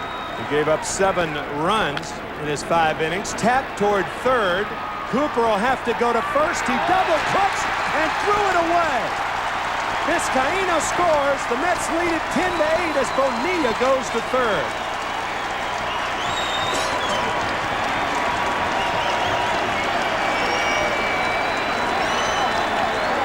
The second missed play of the night for Cooper. Now, the other one wasn't scored an error. He made a terrible throw home and hit the runner in the back, and the runner scored. They didn't give him an error for some reason or other. And here is second error. Now, he's won a Gold Glove twice. And he throws this one away, and it gives the Mets a big insurance run and a chance to keep it going as they go to the pinch hitter. Obviously no RBI on the play. Bonilla alertly goes to third with Otero up. You might think squeeze here. Even though Otero is a very fast runner, remote chance of a double play. Runners at the corners, 1 out, 10-8 Mets.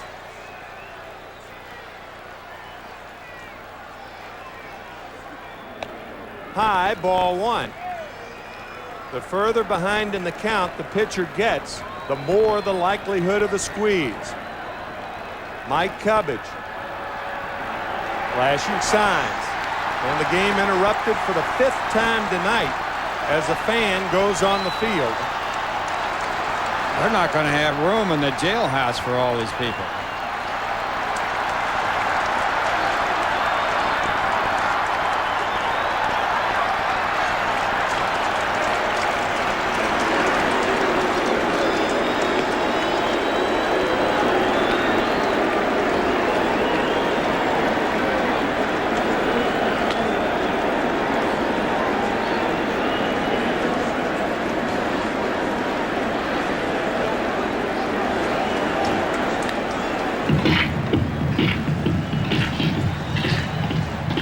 I think you're right, Tim. I don't think any of this stuff deserves any comment. Mayor Giuliani looking on disparagingly, no doubt, with his son Andrew sitting next to him.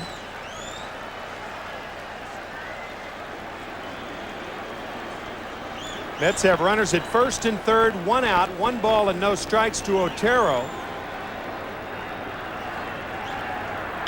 Ground ball towards second. Oquendo to Smith. Out at first base. So Otero did hit into a double play, but the Mets tack on another run. They lead it 10-8 after 8, and we're back after this from Hillshire Farms.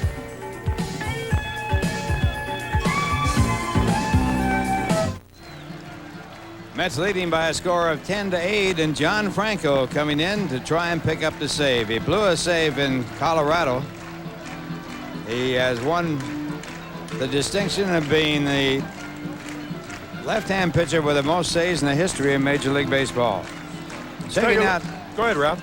The Wiz game summary for the Cardinals. Bernard Gilkey with 3 hits and 2 runs scored.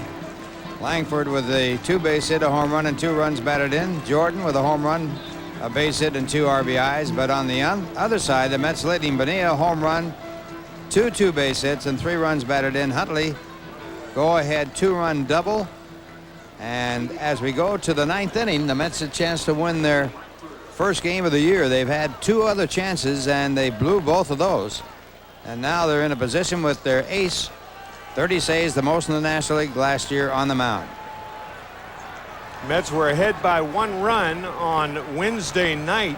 John Franco came in. He made 1 bad pitch, says John, to Larry Walker of the Rockies. He doubled in a run to tie it, and the Rockies won it in 14 on a 3-run homer by Dante Bichette. 1 ball and no strikes to Ray Langford, who is 2 for 4. He is homered and doubled on the evening. 1-1 to Langford.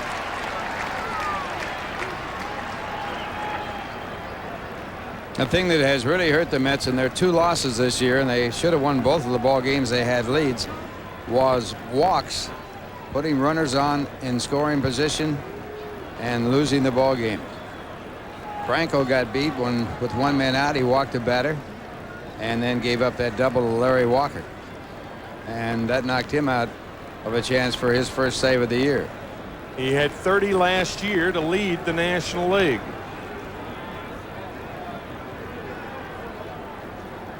Franco with more saves than any other left-handed pitcher. 268 coming in as Langford swings and misses. 1 ball and 2 strikes. Now to Langford.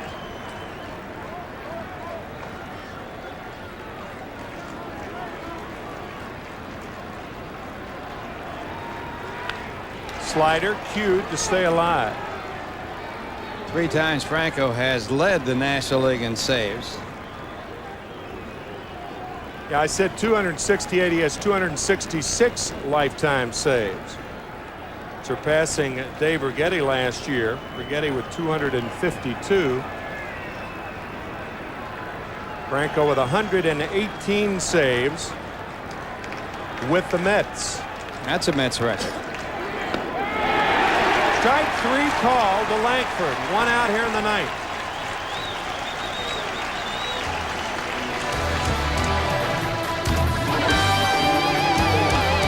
Mets Baseball 95 has been brought to you by Budweiser Beechwood Age for a crisp, clean, classic taste by your Tri-State Jeep and Eagle dealers. There's only one Jeep, and it's only at your Tri-State Jeep and Eagle dealers.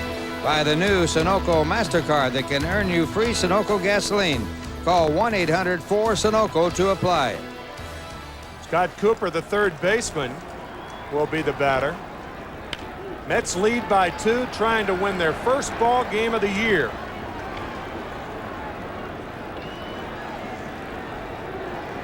Nothing in 1 to Scott Cooper.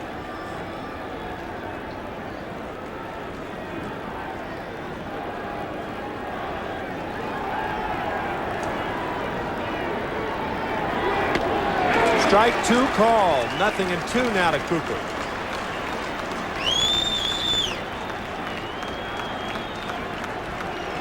Scott's had a tough night. 2 missed plays in the infield, even though he was given or charged with 1 error. Did he go too far?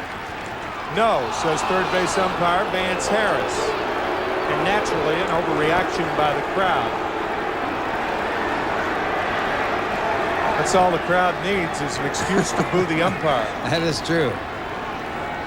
I think he made a good call. Looked like he didn't go around.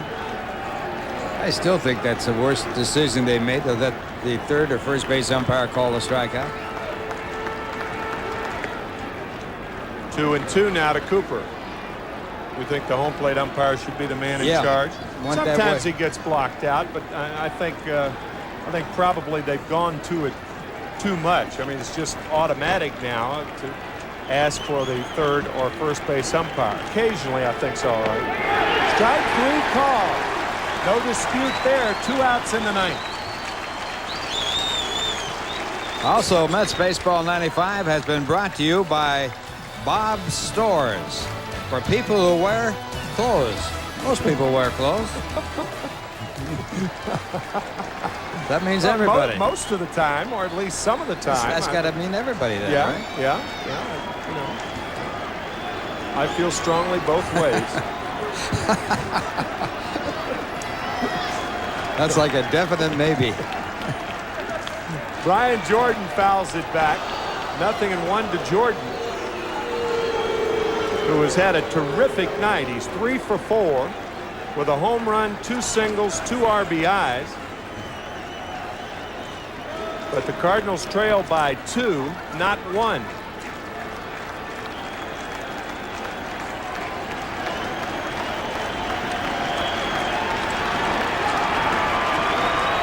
Mets have been out hit tonight, 14-11, but they have a 2-run lead here in the ninth inning. 3 home runs for New York tonight. Everett, Bronya, Bonilla. 1-1 now to Brian Jordan. And Gerald Perry, the pinch hitter deluxe, is on deck for Joe Torre.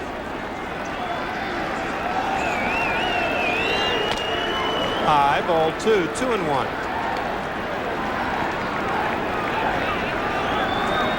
That pitch by Franco right there seems like a nothing pitch. I mean, he is a low ball pitcher, and he missed high and outside. I guess that's why he walked off the mound. He's probably saying to himself, how can you throw that pitch up there?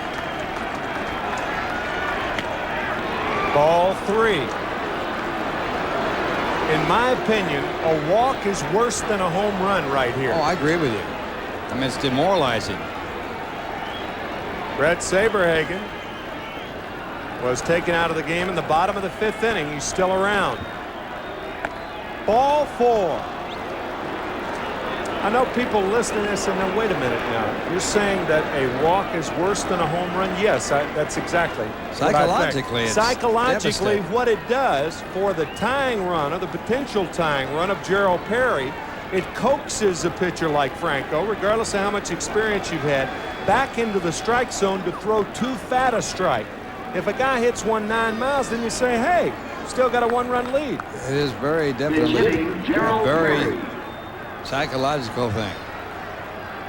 Gerald Perry batting. And he takes strike one.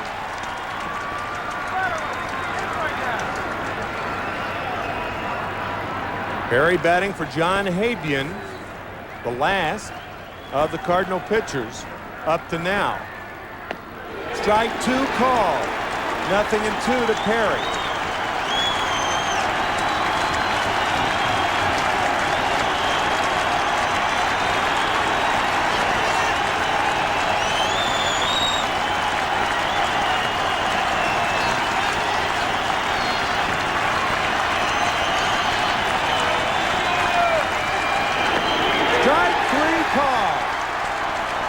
The Mets win their first game of the year, and one of the more encouraging signs, John Franco striking out 3 left-handed batters in the 9th inning, and lefties gave him problems last year. It got so bad last year that they started setting up left-handed pinch hitters against him. San Francisco, a case in point when they sent up Dave Martinez and Jeff Reed, who both singled against him at Shea in midseason. So the Mets win it. Good signs all around. Brett Saberhagen had a bad outing tonight, but John Franco came back to pick up his first save of the year. Bobby Bonilla with his first home run of the year. 1 of 3 the Mets hit tonight. They win it 10-8 over the Cardinals. Their record now 1-2, and we'll be back after this from Budweiser.